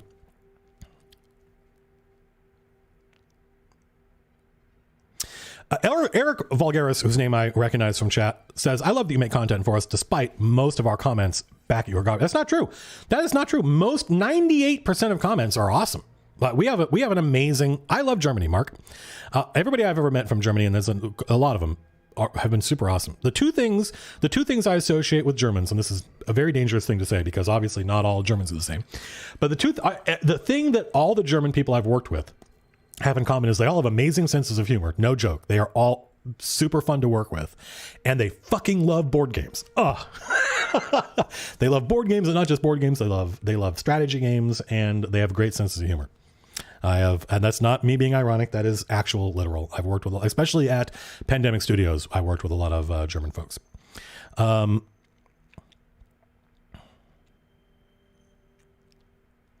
So no, we have a really, really good community, and that's due in large part, I think, to how heavily we curate it. Anna has a thing she likes to say where she goes, we are not inclusive. We are exclusive. We exclude people who are wankers, who are wangrods, who are assholes. Hello, Damon. And so anytime I see somebody somebody who disagrees with me, it happens all the time. But someone who I can tell is arguing in bad faith, right? They're just repeating the same phrase that all these other wankers are repeating because that's their culture. I'm like, no, you're not here to add. You're not here to add to the conversation. You're not here just to express yourself. You're here to score points with these other people, and that's not good. So I just ban those people. Ban them, delete their comments, shadow ban them. And it's not hard, and it doesn't take a lot of work. People commenting on my appearance does kind of bring me down, but part of the reason it brings me down is because it just reminds me that it doesn't personally affect me a little, but not much. But what it does is it reminds me of just how toxic. Whenever I see people talking about how I look, good or bad, I am reminded of how different it would be if I were a woman. It's a strange thing to say, but and how much worse it would be, and how bullshit our online ecology is. That's what it reminds me of. So, I don't tolerate that stuff, positive or negative.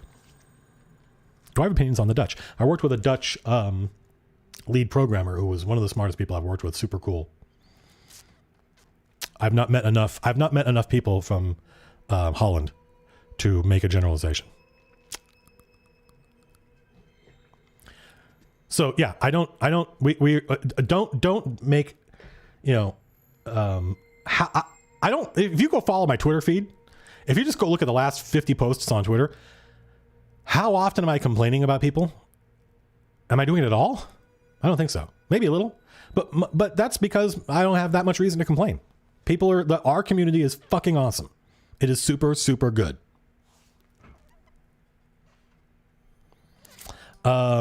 So that's the thing. The number one comment I got from people was saying that it was bad of me, that I was a bad person for saying all elves are the same.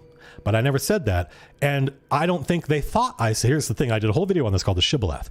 I don't think they thought I said that. What they thought was, aha, here's this subject that has come up. I know what I need to say in order to score points off like-minded people. And so they say it. And they don't care if I agreed with them or didn't agree with them or what I said. They just saw a certain subject come up about ancestry in fantasy games, and they knee-jerk reaction. They said this thing, and they don't care what I think. They want to get score points off of the people wearing the same hat that they're wearing. That's a good question, Johannes. Blood! Gone this form of man. Unleash the demon. Etrigan. What's a good way to handle holidays? I have never figured it out. It always seems super Deus Ex to me. It rarely seems, I guess if I were going to think about it, I would say you build your holidays when you build your calendar, and you think about the culture and what they celebrate, because that's not the same from culture to culture. You think about the culture and you think about what they celebrate, and you build those holidays in, and you think about real world holidays and where they came from. And you go to history and you say, which of our holidays are ahistorical and which of them are historical? Because Thanksgiving's kind of ahistorical in ways that I really like. So you think about all this stuff, and then the same way I do world building, and then you build those into your calendar. And I don't think I've ever done this, but I should. And then the next thing you do is you keep strict track of time, so that you know that this one festival is coming up in a couple of days in your world. And then you just have the characters in your world behave like that festival is coming up. Don't make an adventure about it, because that to me puts a spotlight on it in an unnatural way. You want it to be natural. You want it to just feel like part of the world. That's my goal, is just make it feel like part of the world. And so the festival comes and it goes, and you see people in the world celebrating it, but the heroes have other stuff to worry about.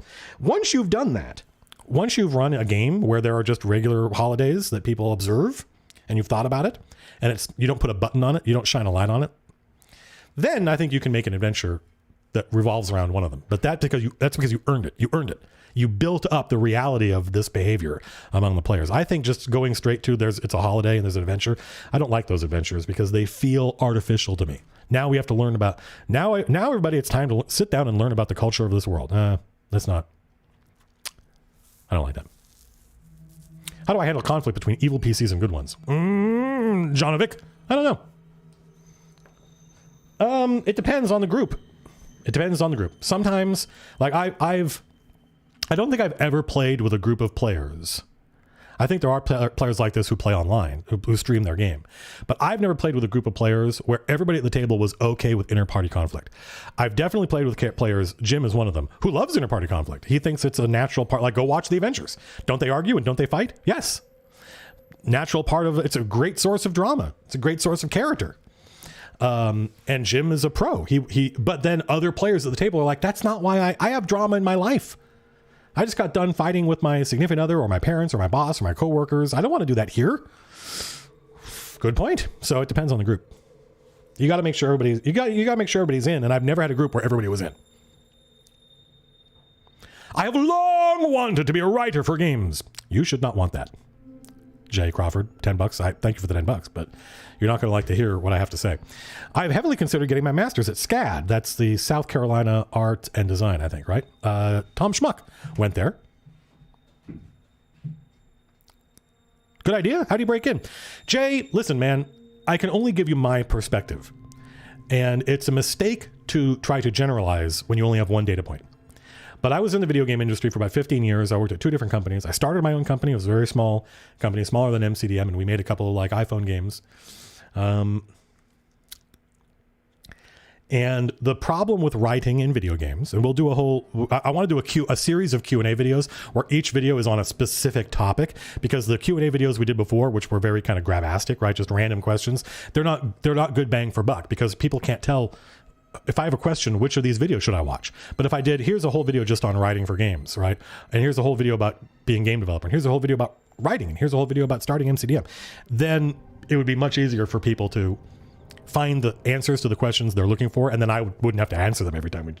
But writing, there's no track for writing in video games.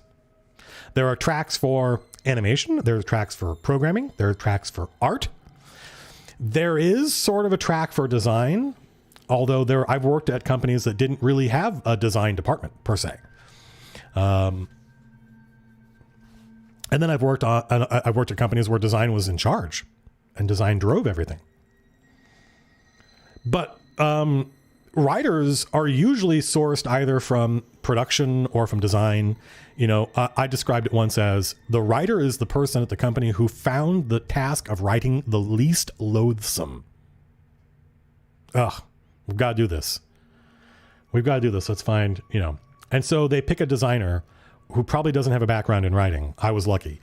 And it shows. Like, writing in video games is not usually held to a high standard. There is really good writing in video games. You just got to know where to look for it. And generally speaking, I think people, when they think of writing in video games, they value quantity, not quality. They tend to go to RPGs because there's a whole bunch of writing there. But I generally think the writing in RPGs is very poor. I think of like Rockstar as having really, really good writing. They take it super, super seriously. So there's not like programming, animation, art. You go to school, you get a degree, you build a portfolio. The perfect candidate went to school, got a degree, and built a badass portfolio. Whether it's a portfolio of code projects they've written or art or animation. But in reality, you don't even have to go to college. Like if you can get a job as a coder without a degree, good luck. But with art, if you went to college and got a degree, depending on the college, that can help a little bit. But every artist I've ever worked with has said, it's just a portfolio. I regret going to college for this. It's just a portfolio. I should have just spent that time building my portfolio because that's what got me the job, right? Writing, it's not like that. There's not a plan because a whole bunch of video games don't need any writing. There's a whole bunch of video games that need no writing. Rocket League, no writing. Minecraft, no writing. Some of the most popular games ever have no writing in them. And then some of the most popular games after that have very, very little writing.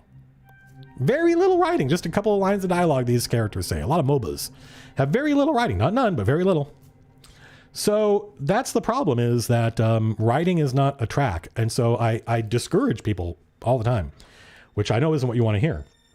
But what I did was I got a job as a designer. I was a full-time designer, and I loved that, and I would have been perfectly happy to just design encounters for the rest of my life and occasionally a system. That was so much fun. It's some of the most fun I've ever had in video games was being a designer on Mercenaries. And then we had to hire a writer. So they hired a screenwriter, but that dude didn't really understand. He was a good writer, but he did not understand anything about games and what you can and cannot say, because he wasn't used to there being a player and the idea of interpreting the dialogue to mean something important. He didn't understand that. So I had to help him. I was volunteered. Actually, what happened was my boss said, I don't have time to go over the script this guy submitted. And so he just sent it to the entire design team and said, if any of you have time to read it, let me know. And everybody read a little bit of it, but I actually redlined the whole thing. I was like, nope, this is bad. Don't say this. This character wouldn't say this. This character wouldn't say that. Blah, blah. Don't forget this. Can't tell the player that. And after I had done that a couple of times, the director of the project came to me and said, Matt, do you just want to write this game? And I went, yes. And I'd gone to school for writing, and I'd done a lot of writing in my spare time, but I wasn't a professional writer. So I'm one of those, not a writer. There was no track for writing. I was, I was the one that found the task of writing to be the least loathsome, but I took it very seriously. I still take it very seriously. So that's the problem, is there isn't really a track for it. The best thing you can do is go look at companies that need a lot of writing, and then try to figure out, how do I get in there? Do I get in as a producer? Do I get in as a designer? Can I get in as a writer? There are companies that will just hire writers out of the gate, but they tend to be RPG companies because they need a lot of writing.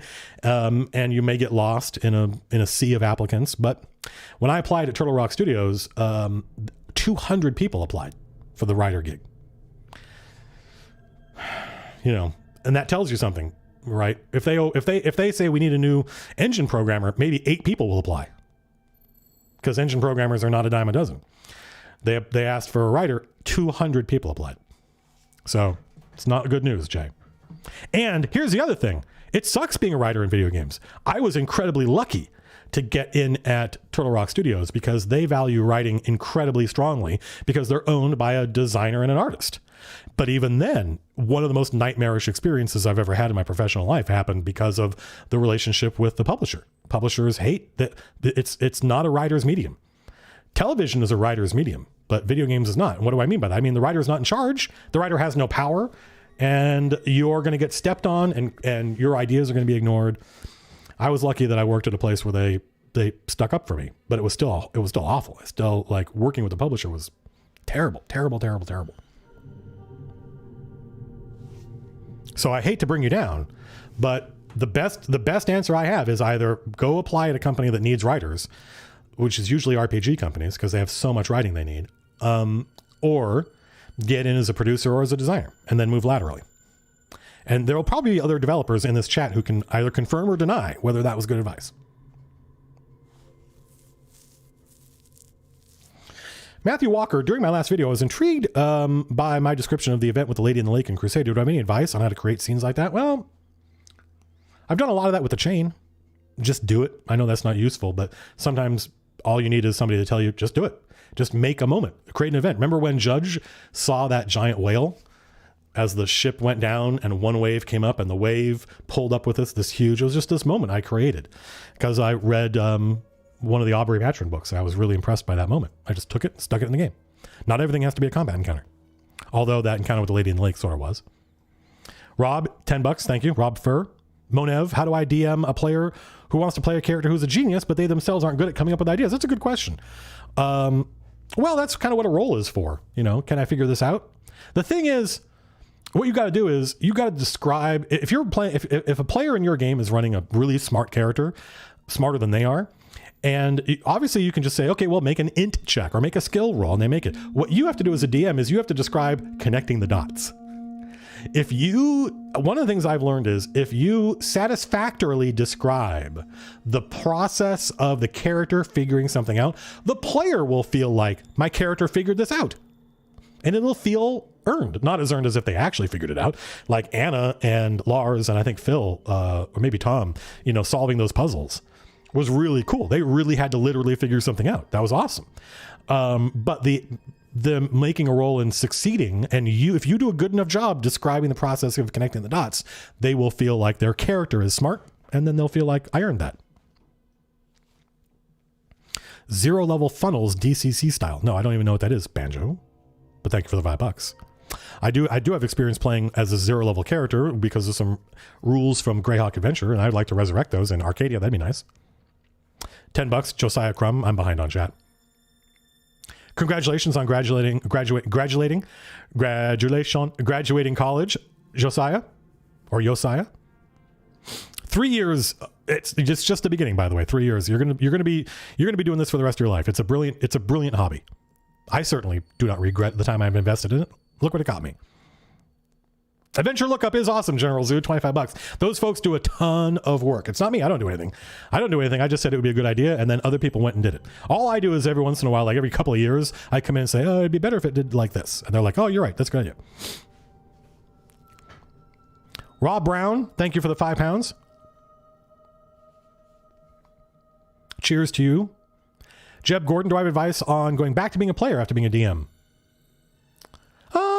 It's a good question, Jeb. Like, you saw me go back to being a player in Phil's game, and I was lucky that some of the other characters were playing pretty outrageous personalities. Yeastnor and Dagnar, the Quint dwarf. So it wasn't just me hamming it up. Other players were also hamming it up. I don't like stealing the thunder. I tend to be in Phil's game. I kind of took a chance with an outrageous character, but I tend to prefer to play more background. I prefer to let the other players shine. Jim does the same thing. I think that's true of good DMs, is when they're a player, they still want the other players to shine. They don't want it because you know what it's like to be behind the screen and have the microphone. You know what it's like to have the microphone. So once you're a player, I want to enjoy just kind of sitting back and letting them kind of play.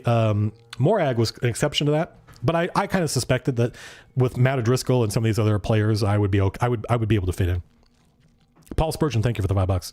Tom Mulcahy. Mulcahy. Yes, $10. Thank you very much, Tom. Jake Ruppert. How would I go having conflict of ideologies manifest as central tension? I mean, law versus like holy wars, crusades. I mean, those are real things in the real world. Just go to history. Go to history and look and see any historical era, including ours now, has lots of central tensions, all operating at the same time. They're all ideological conflicts. Fear, self-interest. Thomas Rhodes, $10. Well, I hope, I was really happy to get that. The funny thing is, when I released that History of D&D Part 7, I thought it was Part 8, but that's because one of the videos was duplicated on the playlist, so it was counting twice. One of the reasons I wanted to do it was because I had spent all this time and effort on this whole series I did before running the game that no one watched. And so I thought, well, if I go back and do this video, maybe people will go back and watch it. And they did. And that video it started off at number 10. YouTube says, of your last 10 videos, here's how popular this video is. So for instance, the current video saying no is the most popular video out of the last 10. It's number 1. And there's a little animation. Yay, number 1. And the History of D&D was number 10. It probably would have been lower if they were counting more. 15 out of 15 or whatever. But over the course of 2 weeks, it slowly clawed its way up to number 7, which was pretty cool. And you saw, here are your most watched videos. And all of the most watched videos after I did that were all the old history videos. So it worked. It worked. I'm glad people watched it. I'm glad you got something out of it. And we'll do the 4th edition video probably around February, I would guess. Daniel Strand, 50 of, I don't know what NOK they're Norwegian kroner. Lord Saxton is awesome. What level will the Kingdoms in Warfare be? I don't remember. 9th? 7th? I don't remember. That's a Teos question or a James question. They know better than me. But you're going to get art for him. He's super cool. And the and you'll get art for all the different, 3 I think, 3 of the different Knights of Three Roses. I think there are 5 of them total. Any tips on keeping up morale when the rolls are bad? Humor. You know, sometimes in real life, sometimes you roll bad. And sometimes you'll have a whole month of rolling bad.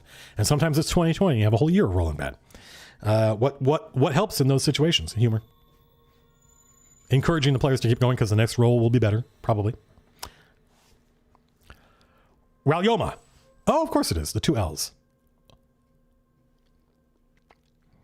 I know very little about that part of the world, but I don't know nothing. But I appreciate the education. Joseph. It's not Rayoma. It's Ralyoma. Where's the emphasis go? Is it on the Ral? Ralyoma. Rayoma. I want to say Rayoma. But it's not. You didn't say Rayoma. You said Ralyoma. Ralyoma. I'm down with that. Satan's work be done. Knowledge over swag. 666. Hail Satan. Thank you very much. I asked Jim if he would be on my stream. He said no to Pathfinder. Well, that's between you and Jim. DM hostile intent. I'm happy to stay out of that. But Jim is a great player. Heathen Wizard, you said you told a player no because of how you conceive of elves in Capital. No, it's because of how elves in Capital are not any different than elves in Orden. How do I conceive of elves? Well, we talked about that. We talked about that in a whole video I just did. Heathen Wizard called No. It's about 20 minutes long. I encourage you to check it out. One of the reasons I make those videos is so I don't have to say the same thing over and over again in chat. Beatrice Healy, $10. Thank you very much. Wow. That makes me very happy. That makes me very happy. I think, yeah, I was going to say something humorous, but I don't want to make light of your recovery. Congratulations, Beatrice. I hope things are going well for you, and I hope you have a pleasant day. Buzz Smith.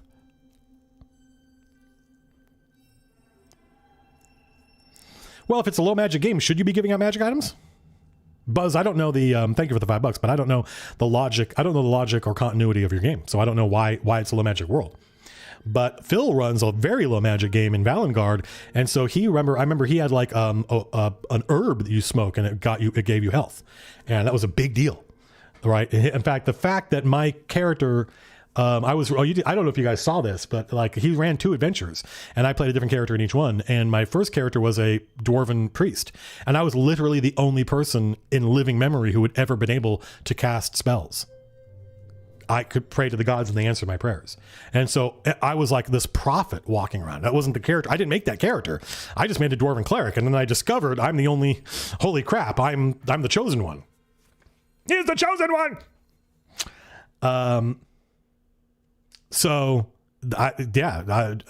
That's all about how you contextualize the idea of there being no or low magic.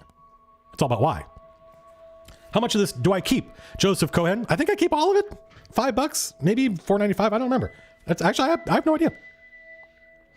But thank you for the $5. Skylar made a movie. I hope it's a good one. $5. How far in advance do I plan out big political moves? I know how. I usually, when it comes to a campaign, depending on how long that campaign is, I know how it's going to end. I know how it's going to end. Or I should say, I know what forces are going to come to bear in the finale. I just don't know how they get there or what else happens. I don't have scripted stuff worked out like that. I think I have a reputation for being a railroady DM, but that's because people aren't seeing behind the scenes.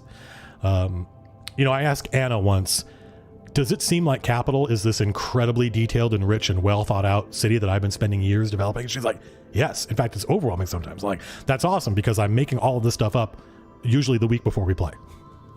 And she was like, really? And I'm like, yeah. So, I do think that a lot of very kind of, I almost think like if you're doing a good job, it should feel like all this stuff was what would happen. And that makes it feel railroady, but it's not. It's me reacting to the players and the things the players do and the choices they make. But I've noticed that players often don't realize that they made a choice. Because I didn't say you guys are making a choice now and it's going to branch this campaign. I didn't say that. I never say that. I just want it to play out naturally. So players often are surprised to discover. I think you've seen this. They're surprised to discover this thing they did back then impacted everything that happened after that, because it didn't occur to them that they were making a choice. And that's kind of how real life works.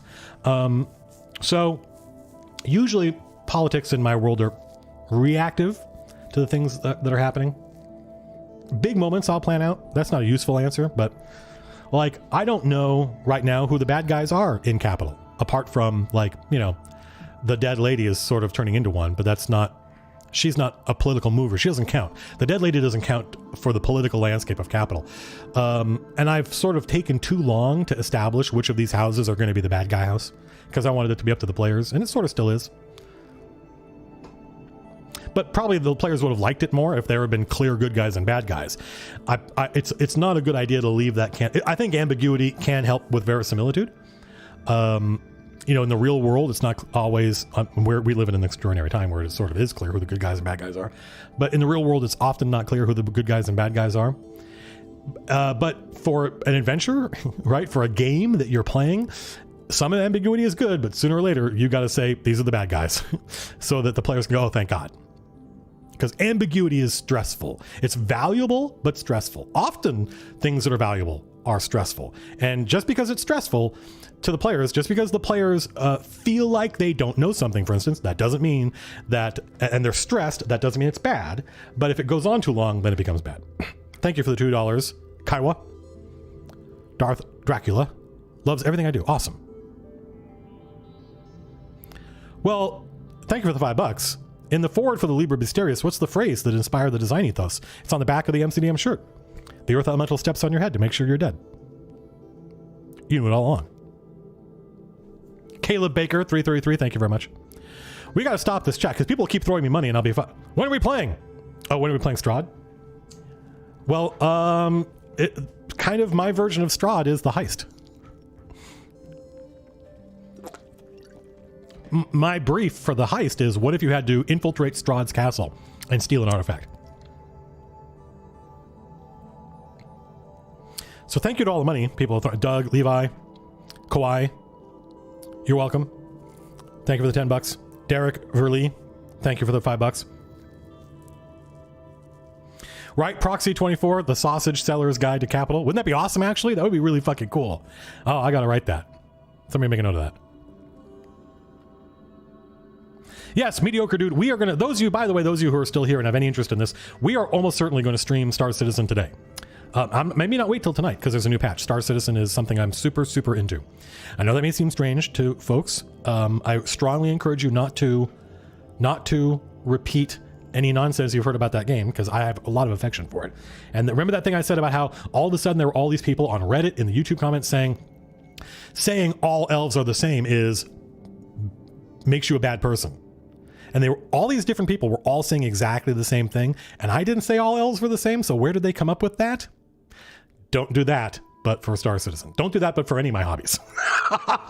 Because that kind of disagreeing with me. Lots of people disagree with me. Like a lot of people, when I post that no video, they disagreed with me, but they didn't disagree on saying no.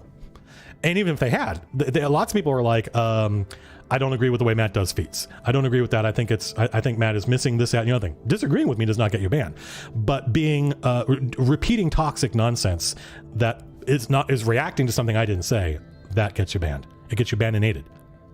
Any chance of a collaboration with other D&D YouTubers? It's not great, but that's not because I don't think there are other good YouTubers out there, D&D YouTubers out there. I think there are. It's just that I don't consume D&D content recreationally. I make it. D&D is, my main hobby. It's now part of my job. It's a big part of my life. It always has been. It probably always will be. So I don't sit around wondering stuff about D&D. If I wonder something, I'm going to go make it. I'll make it. I'll create it. If I don't already know about it, I'm probably going to make it up. So I don't consume D&D content. I make it. So that's the issue. Oh, somebody's pinging me about something. The Sausage Seller's Guide to Capital. That's a good idea. What is going on when I go back?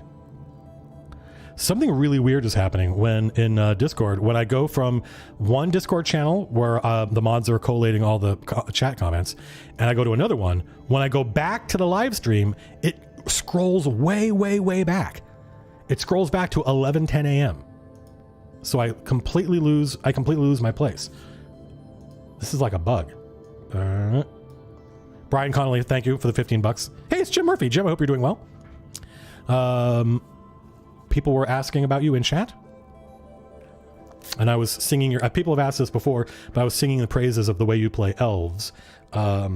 Jim's elves are not unique to Jim. They're basically the same as like Terry Pratchett elves, which are basically the same as historical fairies, right? The fact that they're almost like greys, like aliens from the X-Files or whatever. So when Jim plays an elf, there's like a mask, Like, you have no idea. We had an entire session. One of the coolest things that's ever happened at a table that I was a part of in Jim's campaign, in his Twilight of the Fae campaign, where there was this long-running conflict between human and elves that our characters kind of got stuck in the middle of, right? I was a foreigner. I was from Atlantis. And so I did not wot of what was going on up here in the far reaches of Hyboria or whatever. And I also, Matt, as a player, because Jim really likes the idea of, and I like this too, but I as a player was sometimes confused by it. And I would get frustrated. A lot of the things that Jim did that frustrated us was just where we were in our lives at that point, and they probably wouldn't frustrate us now. Like Jim would have a troll just attack all of us and say, here, he swings his club and goes boom, boom, boom, and attacks all four of you. My friend Dave was like, how did he do that? And Jim's like, what do you mean, how did he do that? He's a troll with a big club. And Dave's like, yeah, but I couldn't do that. This tells you a lot about how we thought. And this is actually, the funny thing was, there was a whole generation of us all coming up at the same time. And that generation, of which Dave and I were represented at this table in Orange County, that generation was also represented at the conference table at Wizards of the Coast. So we all were having the same attitude at the same time independently, which was, how did that troll do that? I can't do that. There are no choices I could have made making my character. And in fact, I don't even know, is that troll 13th level, Jim? Because because if that troll's 13th level, we're getting the fuck out of here because we're only first level. And Jim is like, what are you talking about? I'm the DM. It's a troll. He's got a club. He goes doop, doop, doop, doop. But Dave was expressing actually the design principles of 3rd edition. And he wasn't expressing them because he loved 3rd edition. This was maybe the first time we had played 3rd edition. He was expressing them because of where he was in his life at that point, and we were all the same age as the people making D&D, so we were all kind of experiencing the same attitude at the same time. Nowadays, I would be like, who gives a shit? Which was Jim's attitude, which is the proper attitude. But Jim really likes taking, like, the names of things in the Monster Manual and the Player's Handbook are the game's names for them. They're not necessarily the world's name for them. So we would meet people talking about gnomes. And we're like, gnomes, okay, gnomes. And then we discovered that was just the local human name for any species on this island that was, shorter than about 5 feet tall. Those are the gnomes. Which is awesome. That is definitely the kind of thing that I would do. But it confused the hell out of us because we didn't know that was happening. It took us quite a while to work out the fact that when Jim was talking, he was expressing things in terms of the world, even though he wasn't necessarily speaking in character. But all these people in the world were talking about gnomes, and they meant dwarves. Oh, you mean dwarves? And they'd be like, well, whatever. And when Jim, so there was this whole conflict between the elves, and we did not initially understand that this gets back to that thing when people were saying blah blah all elves. I don't know where you would come up with the idea that I feel like all elves are the same, except I don't think people did think I came up with that. They were just they had a horse to beat, and they felt like this was their opportunity to beat that horse, even though I didn't even mention it. But in Jim's world, there's more than one culture of elves, and we didn't even realize that as we were dealing it. We were just dealing with the wood elves, right? And they were the only ones, and these guys were the guerrilla war. And in fact, in Jim's world, the wood elves are the wood elves because they lost a war. The high elves are the high elves because they're from Ireland, and the bad guys never made it across that sea. So they're still the elves, but these elves are they've fallen from civilization, and they're desperate. That's the reason they're attacking us, is because they're desperate, and they don't really have a choice. We didn't realize that. We just thought they were evil elves, evil forest elves that were killing all the innocent farmers. Classic. By the way, that's classic AD&D 1980s nonsense that I grew up with, well before I met Jim. So there was an entire session that was literally just mostly my character, not exclusively, but mostly my character treating with the King of the Elves. And it took us a little while to figure out that the King of the Elves was the King of the High Elves in Ireland, who, by virtue of the fact that their civilization never fell, they're still the chief of the elves. And he had to come and explain to us, these local elves you're dealing with, they're like this because they lost a war, and because you humans, after that war, it was a war between the giants. It was a war between the giants and the elves, and they lost. And you humans kind of came along afterwards and kind of stole all their land. And they're desperate. But the entire time, the motivation of this elf king whose name I don't remember, but Jim will remind me. Mods, please let me know. Actually, I could just see it here in chat. The motivation of that elf king was completely unknown. It still is. I don't mean unknown to my character. I mean to me. Jim did such a good job of just turning off all of the humanity. Finvara, thank you. Thank you. Thank you, Craig. I believe Finvar is a historical name, by the way. Jim did such a good job of just turning it off and not letting us have any idea what was going on behind the... It wasn't that they didn't have motivation. They did have motivation, but their motivation was unknowable. And even at the end, when I felt like I had navigated this incredibly tricky, thorny situation between our people and these aliens, that's really what it felt like. It felt like these fucking aliens came down from space and we were trying to communicate with them. Even at the end of that, where I felt like we had worked something out and we had an understanding, I still didn't really understand what their motivation was. Is it just me imagining that we have this understanding? And I cannot tell you, Finvara, it's up chat. I really cannot tell you how effective that was as role playing. So not all elves are alike. No one ever said that. Don't be stupid. Right? The wood elves are super, super different than the high elves, even though in Jim's world, these are the same species. Right? It's just that those guys, their culture lost a war, and this is what's happened to them. So, man, oh, thank you for the $50, Trey. Well, you say treat myself, but I know this isn't what everybody wants to hear, but the money all goes to MCDM, and I use it to pay people to make more dope shit for you. So the way I treat myself is I give the money to my employees, and I tell them to make dope ass stuff, and they do. Thank you. I think there's 2 V's or 2 R's, Pedro. So that's how Jim does it. That experience, I'll never forget that experience of Jim obviously knows what this dude wants and what his motivations are, but I never understood it. All I did was I managed to create a treaty with these guys so that the wood elves would leave us alone maybe a little bit. But Finvara really was like, I can't speak for the wood elves. Those guys are, but I can do this and I can do that. But by the way, he did not say it like that.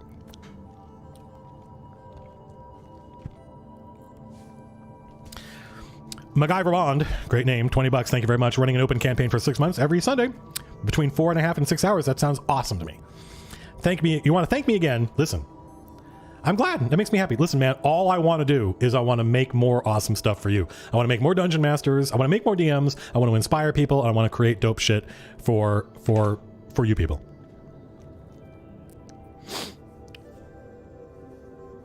Manuel, well, you know what, Manuel, I think, thank you for the 2,500 CLPs.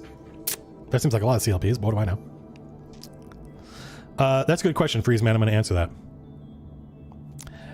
Brickfa, we do. It's in progress. The problem is, like MCDM, the problem is that ownership is expensive because it's a capital gain.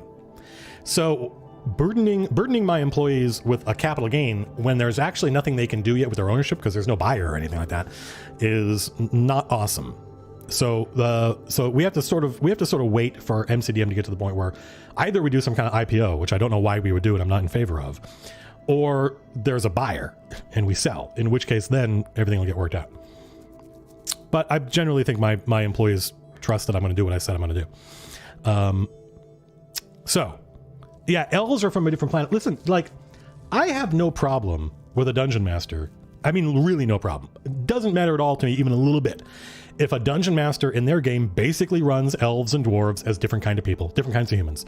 I'm that way a lot too, right? Morag is not that alien a character, right? Really at all. And my dwarves are like short Klingons. They're short, pissed off Klingons. And so part of me, it's not, people want black and white answers, but part of my whole thing is that's not the way a mature adult thinks. My elves are alien when I'm up on my high horse. But when I'm not worried about that stuff because my players don't give a shit, then my elves are often just another kind of person. I'm not a dictator. I'm opposed to fascism in all its forms. I went through a dictatorial phase when I was younger. Remember the thing I said about minimum of 2 pages of backstory? I went through that phase where I was definitely a dictator and a tyrant at the table, and it was bad. I mean, good stuff happened, but it was mostly bad. So I got that out of my system, and now I'm opposed to that. So even though I have my own ideas about how elves are, I don't impose that over much on my players, and they'll meet elf characters who are basically other kinds of humans, because that's the kind of game they expect, and I don't want to make my game too much about my nonsense. And then dwarves are a little more like humans in my world, but they definitely have their own kind of point of view. But that's because Star Trek aliens all tend to be different kinds of humans. So this is a problem that you face as a writer in science fiction. On Evolve, we created an entire science fiction universe. So when we thought a lot about this, and eventually we punted, and there are no aliens in Evolve. There are no aliens in Evolve, apart from monsters. And no alien PCs. And that's because Phil does not like science fiction with aliens in it. He makes exceptions. Now, I like science fiction without aliens. I like that John W. Campbell stuff, like Foundation, Dune, no aliens. I love that stuff. But I also love science fiction with aliens in it. So part of me, the tension as a writer is, how do you make these different ancestries different enough to remind the players we're not humans, but relatable enough that they're not, like, even Jim's elf you could talk to. Real aliens, you wouldn't be able to. You might not be able to. Now, there are good reasons to imagine that actual alien species here in our real world would look sort of like us, because there are reasons that we have two forward-facing. Well, there's a reason we have eyeballs. They would probably evolve on another planet too. Something like eyeballs would probably evolve, right? It's something like, and then having forward-facing eyeballs on the top of your head, standing upright, so you can see. There were reasons we evolved all this stuff, and there are other instances in the geologic history where largely unrelated creatures have evolved similar features. Like velociraptors were probably pretty smart, and they were evolving to be forward-facing eyes on the top of a long stalk so you could see the enemy far away. So there are reasons to imagine, there are good biological reasons to imagine the aliens would sort of have a similar form factor to us, but they might not. They might be super different, and they certainly wouldn't share a culture with us.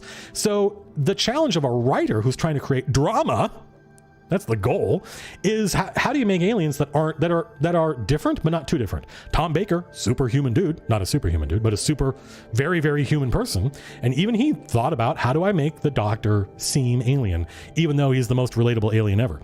And where you draw that line doesn't really matter to me. I'm gonna have fun in your game no matter what. I don't think there's a wrong way to do it, but my preference is for Jim type elves. So the idea that elves are literally alien species, in my world, they are literally an alien species. Not from another planet alien, but not genetically related to humans. You know how elves reproduce in Orden? Oh, Freezeman asked, how do elves speak? Elf language, native elf language, sounds like, if you've read my novels, you would know this. They weren't cat-sized, they were like chicken-sized. They were turkey-sized. But remember that humans originally were. Yes, correct. Matt's JTB. Yes, correct. Elves in my world, they reproduce by kissing. Why? Because that's poetic. That's all elves care about. All elves in my setting care about is poetry, music, and art. But art can also be dangerous, right? Art can be challenging. Art can be cruel. Art can remind you of the cruelty of the capricious cruelty of the world. Hello, Tammy. So elves reproduce just by kissing. How does that work? Fuck, I don't know. They're magic. They're aliens. You're asking the wrong person. So wouldn't that create a different culture? Imagine if you had a culture in your world, or I should say, imagine if you have a species in your world that does not reproduce biologically. They don't have men and women. Maybe they didn't even evolve. Maybe they were created by the gods, but they don't have biological sex or gender.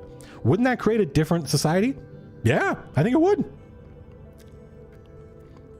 I'm not saying any of my species are like that. I'm just saying you got to think of these things in terms of, and then you can have differences. That being said, I'm not a fascist. Often I make exceptions to those things. And there's like a difference between my writing. Like if you read my novels, that's where I get up to the most. Everything in my novels is turned up to 12. My D&D campaign, I'll dial it back to like 7 or 8, right?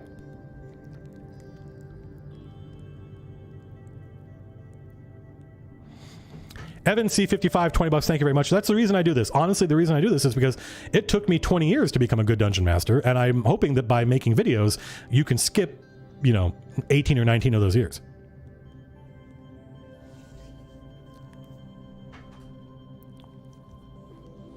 Jake Rupert, well, I sort of think that's the Wonder Woman question, right? Like, I love the idea of Wonder Woman. She comes from an island of all women. Like, she would have she's an alien.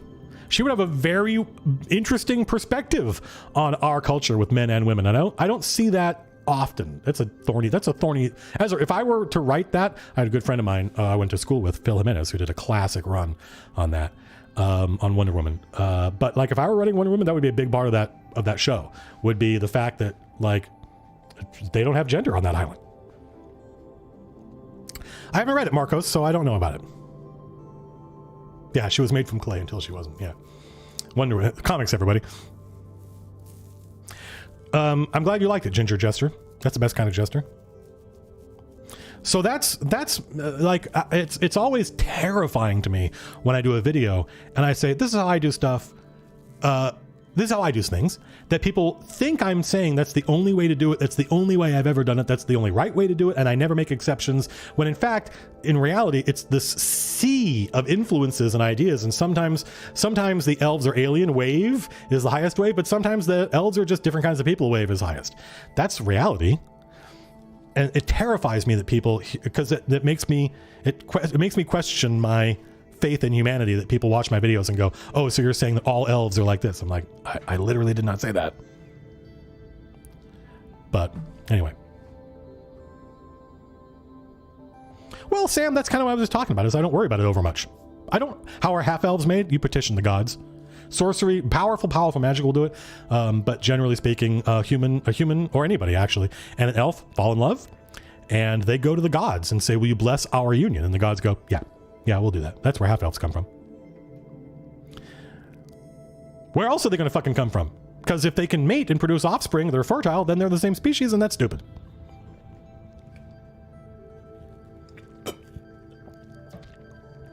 Streaming Back for Blood? That's a good question. It depends on what like, I like streaming Star Citizen, just you and me, because I can talk to you folks and hang out and talk about the game. When I stream Star Citizen with my friends, when I stream Rocket League, which I don't do much anymore, I leave that to Matt O'Driscoll. Follow him on Twitch, Dr_OD. I don't get to hang out with chat.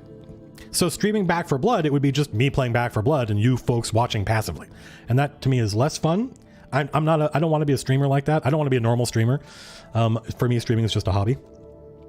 But also for me, streaming is social. So if all my friends are playing Back for Blood together and they're like, Matt, come play Back for Blood for us, then it's much more likely that I will stream it. But also, when I play Back for Blood, which I've already played a little bit of, I have all sorts of thoughts. And I would not express those thoughts to you folks, because they're between me and the folks who I know those people. And I'm not gonna, if I go, oh, why did they do this? I'm not gonna. I have to play it a few times on my own to have those reactions privately, and then I can play it in front of you folks. But it would depend on people wanting to play. How often do the gods say no? That's a really good question, Pesto. That would make a great villain, or just a character. Just a character. A great character in my game would be an elf or a human who was in love and the gods said no. What book are they from? Lords and Ladies, Ponius. They appear in a couple different books, but Lords and Ladies is elves invade the Discworld. Jake Rupert, well, I think that's the best gospel, is you're inspired, but then you don't make it a religion. That's actually what I think. Yep. Wilfred Robert Doucet, I think all I could do is, you'd have to watch Jim doing it. I've described it in as much detail as I think is reasonable. Elves in my world, when they speak, and you would know this, I don't want to say it, like, and those who have read my novels know this, when they speak their native language, it sounds like you dip your finger in water and run it along the edge of a wine glass. And Hayden can do that. Hayden actually knows their language. Am I going to try the Dune RPG? I might. I like those guys. They've reached out to me a couple times, but I've just been way too busy to do stuff. But if we get back, David Maglione, if we get back to, you're not the one that asked that question actually, but you did ask about Dune. If we get back to playing games regularly, like my goal with MCDM, and I think we're almost there because of all the work we did in 2020, my goal with MCDM is that I can spend my time making videos and playing lots of different games on stream, different RPGs, a regular game of D&D, maybe more than one. And that's what I'm doing during my week. And we have a full-time writer who works on the scripts. Like if I want to do a video on Tecumseh, right? Which only means something to a very few of you. If I want to do a video on Tecumseh, it would be better for someone else to write that script and do all the research, and then and include references to the art and the world and the history of it and the author, and then me come along afterwards and spend an hour or two going over it and making it sound like me and interjecting my nonsense into it. That is a much more efficient way, that because it usually takes me about 3 days out of my week to make a video, sometimes more, because it's usually like I spend the day after it comes out kind of decompressing. So having somebody else write the script would be great. And that would mean you folks would get more videos, and I could spend my time getting campaigns ready, run multiple games during the week, and we could make books like a monster book, a book about Orden, a book about the Timescape adventures. We could do all that because of James Introcaso would be managing those writers, and he would be acting as the managing editor of that stuff, like Arcadia. We can do all that. So it's just transitioning from Matt does everything to Matt only does Matt stuff. We will get to Magic of Incarnum. I remember liking it. Sweeney, I don't remember the details. Cade, thank you for the $5.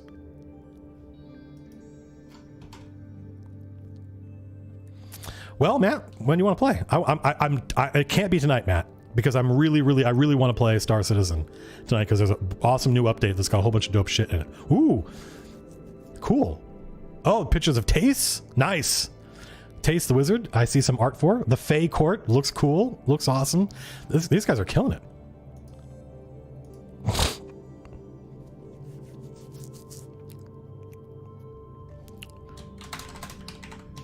I can grab some costume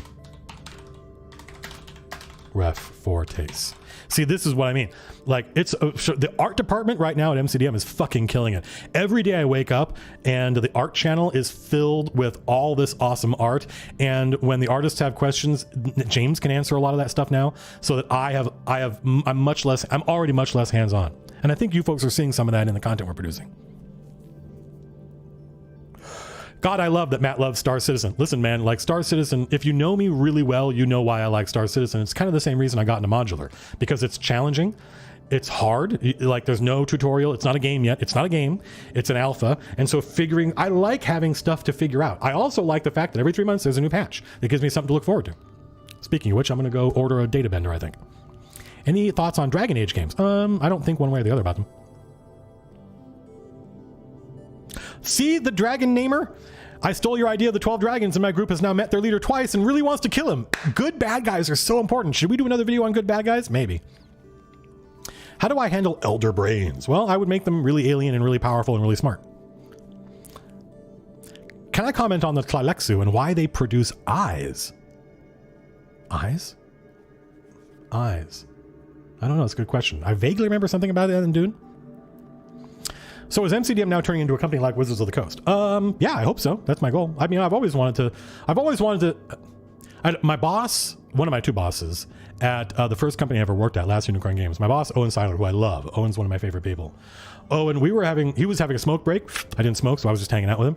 And I was doing a lot of armchair quarterbacking about the running of the company. Actually, no, I don't think I was. I was doing a lot of armchair quarterbacking about our relationship with another company. And it was that relationship I was armchair quarterbacking. Or that other company. And Owen's like, he goes, Matt, it is your destiny to run your own company. And that inspired me a lot, but I think what he meant was, it's really easy for you to complain when you're the one in the trenches and you just have to come into work and do your job and get patted on the back and we hand you money. It's really easy for you to complain when you're in the trenches. So that was his very, very good leader way of being like, yeah, it's easy for you to talk when you're down there. But it really worked on me. I did want to start my own company, but really, what I want to make dope shit. And the only way to do that free of me, I once posted on Facebook and I got the ire of my boss. I said, man, I just want to work somewhere where our success or failure is dependent on the quality of our work. That's all I want. That's literally still true. All I want is to work somewhere where our success or failure is just dependent on the quality of our work. And if you have a publisher, then you're not in that relationship. Because now there's politics. And now they don't want you to have too much power. They don't want you to succeed too much on your own. That makes them look bad. So there's all these power struggles and stuff. And I remember saying that on Facebook, and my boss was like, Matt, you do work there, but he was being optimistic. And at that time we had a really good relationship with a publisher, but then we that publisher went out of business. So all I want is to make dope shit for you folks. So, you know, all I want is the freedom to succeed or fail based on the quality of our work. That's it. I don't really want to run a company. I don't have that kind of ambition.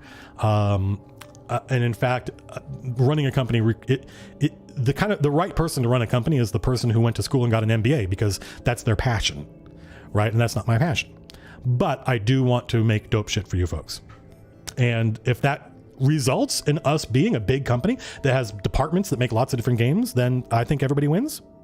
Especially if I get to keep making videos for you folks, which is what we spent 2020 doing, was restructuring MCDM. So now we have James Introcaso. He starts full-time in February. He's the 5th edition line developer. It's his job to get 5th edition products done, not mine. It's his job. I will be acting in editorial, so it's my nonsense, it's my lore. It's already, and we already done this with a bunch of stuff, not just Arcadia, but he and I think it was started off with just me, but it was originally it was me and the artists. And was it James? I think it was James. Yeah, it was James. Well, we all got together and said, what's the MCDM version of this one monster? And we had a big talk. And all I had to do was be in chat, be in a Zoom call, a Discord, be in a Discord voice chat for about an hour. It wasn't even really an hour. A lot of that was just hanging out. But talking about, hey, what is the MCDM version of this? And once I had said, here are my ideas.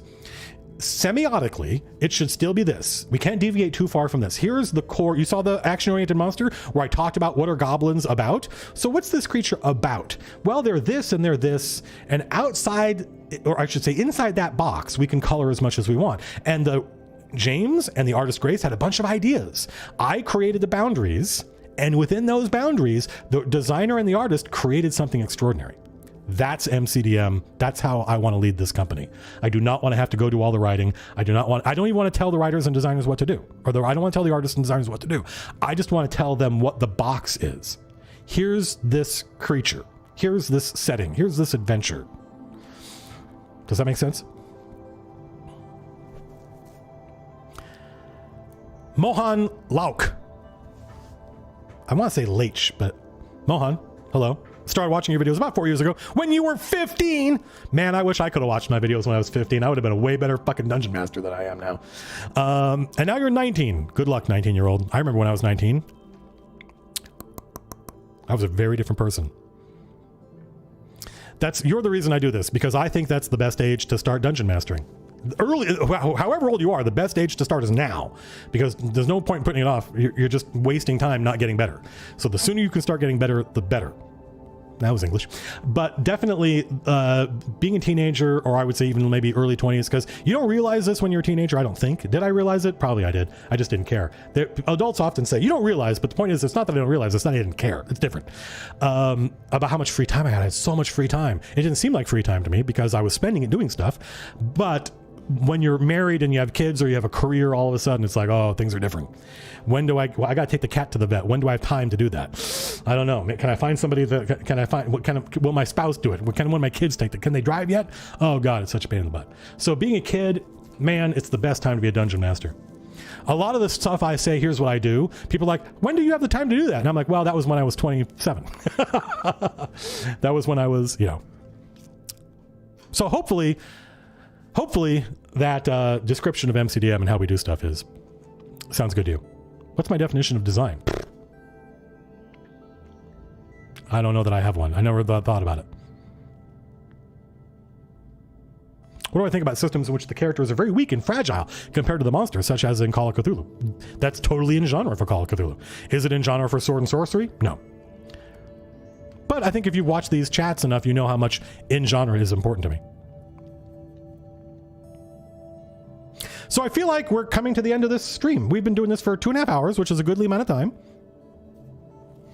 You talked about wanting to do more interviews. I want to interview other YouTubers. I want to interview Rick Beato. I definitely want to interview Dr. Jackson Crawford, who says I don't have to call him doctor, but you would have to call me doctor if I had a PhD.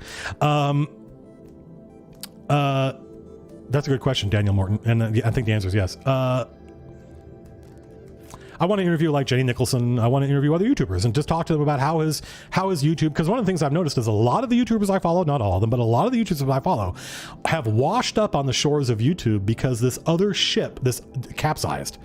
Like, being a teacher sucked, so I came to YouTube so I could just talk directly to you folks instead of having to deal with the administration. Being a music producer sucks, right? Because no one understands what's going on here, and there's a lot of false information. I remember Rick Beato's video about Jimmy Page and the drum echo, and how it wasn't an echo. He goes, no, it was a fucking echo. Trust me, it was an echo. I know the engineer who worked on it. Here's an interview with him. He actually is the guy that set up the microphones. Jimmy Page didn't set those mics up. Jimmy Page doesn't know how it works.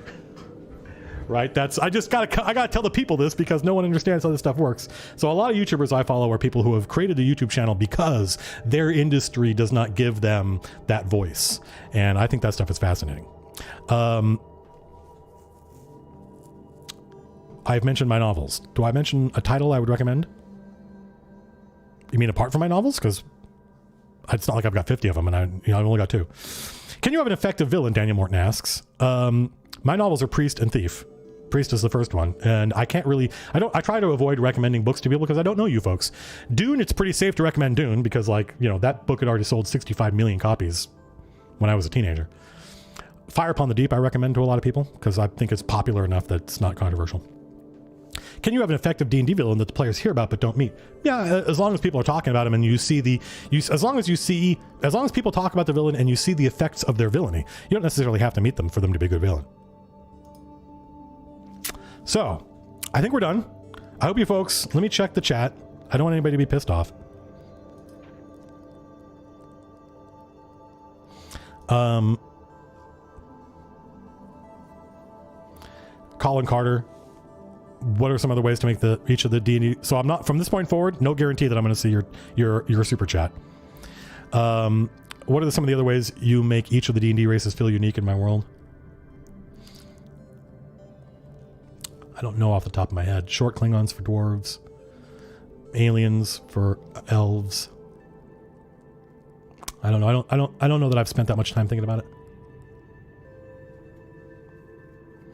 Kate Short, I saw that. Sweeney, I saw that. The Incarnum supplement, I answered that, I think. Oh yeah, Logan McCone, $5. One of the favorite things about the chain is the names I give villains and characters are super cool. Any locations I take inspiration from? No, mostly that's 30 years of coming up with shitty names and learning how to develop. It's muscles you got to build. You come up with dope names for stuff. And also, like, my muscles are different than somebody else's. But one of the things I think people like about my stuff, I think one of the things that people like, people like the lore. People like the lore Matt Colville comes up with, the names and places and motivations and backstory and explanations for things, way more than they like me as an actual live dungeon master. So that's one of the things MCDM is going to focus on, is more of that lore stuff, which you get in monsters, you get in adventures and stuff.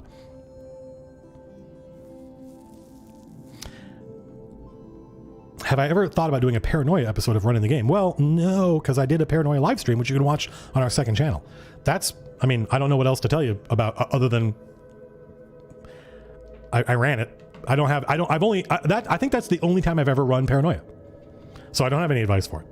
Other than the stuff I did, which was like, for me, running paranoia was about pulling from my own influences. You know, I made the computer sound like Eddie, the shipboard computer from Heart of Gold from Hitchhiker's Guide to the Galaxy. That's something I made up. That's not in that book. That's not in that game. But I love that, right? Imagine if Hal were like, you know, a kind of a greeter at Best Buy. Hi! So, can I close the chat out with more art? Well, the problem is actually setting that stuff up here is pretty complex.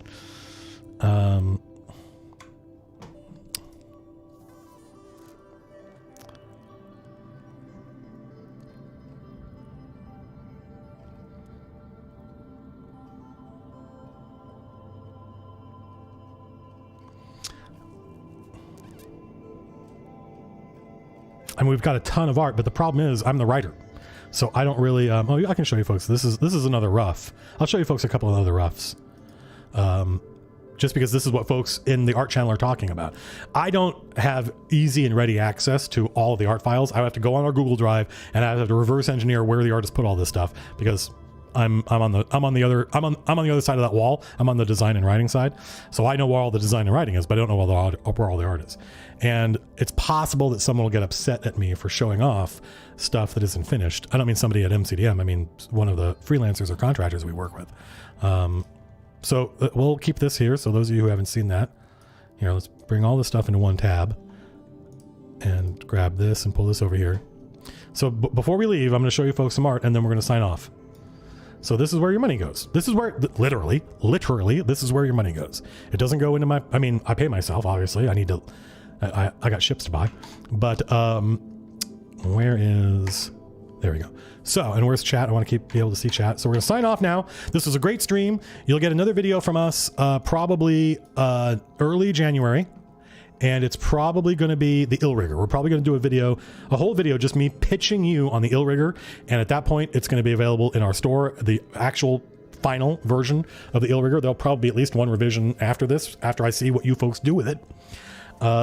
It's been extensively tested, but there's no amount of testing that can make up for actual in the world use. And then we'll do a stream talking about the Ill Rigger after that. So I hope you folks enjoyed this. I had a great time, by the way. I thought this was an excellent stream. You guys asked great questions. We talked about a lot of stuff, not only about D&D. Man cannot live by Dungeons and Dragons alone. Mors Draconis, didn't you? Let me go see. Mors Draconis didn't get his chat read, and now I feel bad. And now other people will be complaining that they get their chat read. Hang on a minute. Where's Mors Draconis? Can I just search for Draconis here? Or actually... Mors Draconis, having mentioned Cyberpunk earlier, what's my favorite Cyberpunk movie and RPG system? Well, Mors, that's a good question. You know, when I think about Cyberpunk movies, I saw that one Cyberpunk movie with, I saw Johnny Mnemonic. That was terrible. Isn't The Matrix a Cyberpunk movie? I think The Matrix is fucking brilliant. That first Matrix movie, the sequels I thought were so bad that they actually damaged my affection for that first movie. And I forget how brilliant that first movie was and how completely like sui generis it seemed. It wasn't. It was synthesized from a lot of influences, but it didn't seem that way. It seemed completely original. And I remember privately thinking the success of The Matrix was in some way due to the success of a movie called Crouching Tiger, Hidden Dragon, which was very popular in America. A lot of Americans saw this wuxia movie. For a lot of Americans, that was the first time they saw like normal people, you know, they're knights, they're basically like Jedis, doing all this extraordinary wire fu. And so having seen that in Crouching Tiger, Hidden Dragon, the audience, maybe it was the other way around. Maybe I thought The Matrix gave, yeah, it was the other way around. The Matrix presented that stuff, but there was an explanation for it because Americans need explanations for things. And then Crouching Tiger, Hidden Dragon could be successful without an explanation because Americans had already seen it. I got it backwards. So yeah, The Matrix I remember being really good. What else? What do you folks think is a, what name? Ghost in the Shell. I remember seeing that movie. I remember liking it. I had a Ghost in the Shell like wall hang for a while. I liked that movie, but I don't think I ever went back and watched it again. So however much I liked it, I didn't love it. Cyberpunk means Keanu is in it. I get that. Yeah, I definitely think of Blade Runner. Even though it's got no cyberpunk in it. It has no, like, to me, the thing about cyberpunk is, the two things to me about cyberpunk are, one, you live in a world dominated by corporations, which is true of true of Blade Runner, but you are one of the punks trying to bring the corporations down. Like Max Headroom, the TV series, which was terrible, has a lot of that in it. You were one of the people trying to bring the system down from the inside. You're a hacker, and you're not just a hacker, you're an 80s punk hacker. You've got a fucking mohawk, and you've got piercings. That's cyberpunk to me. Blade Runner doesn't really have that. But Blade Runner definitely has that kind of corporate dystopia, near future corporate real world dystopia, which is something we definitely associate with cyberpunk. So I definitely think Akira had a big, I saw Akira. It didn't make any sense to me. I did not like it, but I was like, I actually have no idea what the hell's going on in this movie. So RoboCop. Yeah, I love RoboCop. RoboCop's brilliant. Altered Carbon. I have the book. Jason Hasenauer likes it a lot. I never really got to it. So Mad Max. I don't think Mad Max is. So Snow Crash. I did not like Snow Crash. Did not like it. So maybe I should go back to it. It's been 20 years since I tried to read that book. I've never read Neuromancer. Actually, did I read Neuromancer? I might have. I find a lot of the early cyberpunk writings to be not good. Not good writing. But that's part of that punk aesthetic was screw it, just do it. You don't have to be good to be influential. You just have to be new. I've never even heard of it. Hey, that's neat. Total Recall, is Total Recall cyberpunk? Nah. Was I over 24 when I tried to read Snow Crash? Yes. Yeah, there is an age, Greg Pettigrew, there is an age, and if you're not there yet, you'll get there, I think. There is an age where you notice bad stuff more. When you're a young person, you don't know what's good or bad. You just consume all of it. And it's good. It's good because you read and you consume stuff you would never consume as an adult. Because as an adult, you're like,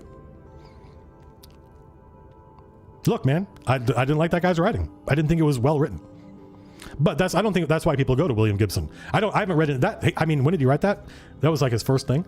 So I'm sure he's improved a lot as a writer. But I didn't think it was well put together. Like compositionally, I felt like. So.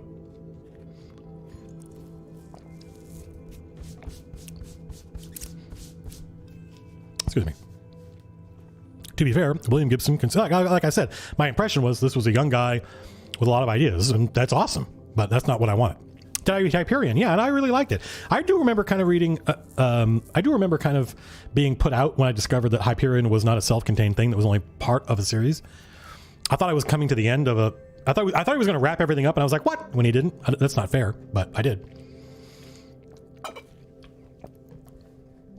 Yeah, I mean, that's how I feel. Like, there are lots of things I love. There are lots of things I love that are not well put together, that are not well composed, but I love them for other reasons. All right. So let's show off some of the art we've been working on, folks. All of this you're about to see are roughs that will go in Kingdoms and Warfare. And I will explain them as we look at them. And then we're done. I loved hanging out with you folks, but we've been streaming for almost 3 hours now, which is a goodly amount of time. And I will be on later today, but we'll be streaming Star Citizen, and it'll be on Twitch because it would be apocalyptically bad for me to use my YouTube channel to stream Star Citizen. That would be bad. People would get so angry with me. So thanks for hanging out, everybody. I'm not going away per se, but my voice, my face will be gone, which I'm sure for many people will improve the quality of the stream quite a bit, and I largely agree. And we're going to talk about some dope new art, and then we're done. So let's transmute. So here we already showed these off earlier. But these are the goblins. These are roughs of the goblins. Some of these are a bit meatier, a bit beefier. And then we've got these guys who I'm just crazy in love with. Love these goblins. I can't wait to these are our goblins now as far as I'm concerned. Chat, can we get a link? So mods, can we get a link to the Twitch channel, please? I think it's /MCDM. I think it's the easiest thing in the world. It's just MCDM. Yeah, correct, Harry H. They're like spindly limbed fairy tale creatures. I love that. So I love these. I fell in love with these as soon as I saw them, and I can't wait to feature them in an adventure or something like that. That would be great. So one of the enemy realms that we're presenting for the Dungeon Master to use if they want to in Kingdoms and Warfare, and I think there's like 16 different enemy realms, right? Like what if there were a dragon? What if a dragon ruled this land, right? What if you went to the Underdark and you started dealing with an entire nation of drow, right? So there's lots of different enemy organizations. This is just a couple of them, but one of them is a Jarldom of Giants. So here's a bunch of like frost giants dealing with the new human ambassador. I imagine they all sound like Odie. I think you're probably right, Thomas Giles. So this is a rough, and I had feedback on this. I said I think the giant pouring the ale on the human ambassador needs to be having more fun because the way his brow is furrowed makes him seem a little bit mean, right? So this is if you want one of the NPC realms, maybe the bad guys in your adventure to be a bunch of giants, then there's a giant realm with rules and what they're good at and what their special abilities are. And there's also, you ready for this? Yeah, they're big. That's what makes them fun. Yeah, these are big giants. If that's a human, these are not normal D&D scale giants, but this is art, and art can take liberty. And in fact, I think it should do. And then one of the enemy realms, I think this is going to be pretty boutique, but like some enemy realms are obviously going to be more popular than others, but I still wanted to do a lot of different enemy realms so that dungeon masters would see lots of different options. And even if they didn't, they'd be like, oh, I want to run something that's not in here, but look, I can just take this thing and reskin it, for instance. And also I think that if we show off stuff like the Medusan tyranny, what if there were a whole region run by a Medusa or by a trio of Medusas, right? What would that be like? I think as a dungeon master, if I bought this book and I saw that there was a Medusan tyranny, or one of the enemy realms is a coven of hags. It's a coven. I say coven now because of that movie, because of American movie, which out of respect for that guy, because I love that dude. But yeah, a coven of hags as the enemies in an adventure. Wouldn't that be awesome? Yeah, and it makes me as a dungeon master want to do that. I love the idea of the villain of my campaign being a Medusa. And so here you go. And notice that the table that they're dining off of is being held up by the statues of adventurers. You'll be able to see in the color piece. These are adventurers that have been frozen and made rock. So I think that there are DMs who, when they read this book, will go, oh, I love the idea of the bad guys in my adventure being a bunch of Medusas, and now I've got the tools to do that because of this book. So there you go. Yeah. Ian, this is for you, basically. So it's not because I expect the reason there's a Medusan tyranny in Kingdoms and Warfare is not because I think there's a great demand for enemy Medusas. It's only because we've got like 16 different enemy realms, different NPC realms, and I wanted to have a broad collection of different ones, some of which are obviously useful to you right now in whatever adventure you're running. Oh, I've got goblins or orcs as bad guys. Okay, we've got that. Or my bad guy is a dragon. Okay, we've got a draconic tyranny. That's awesome. But I also want some of them to be inspiring so that you look at it and you're like, oh, I never would have thought of this, but this is super cool. That's my goal. So there you go, folks. I hope that you folks are having some Medusas, goblins, are you not the most loathsome of my goblins, and giants. I hope you folks had a great stream. Thanks for hanging out. I enjoyed it. I thought it was very productive. Until next time, everybody, have a great weekend. I will see some of you later on Twitch for Star Citizen. Be seeing you.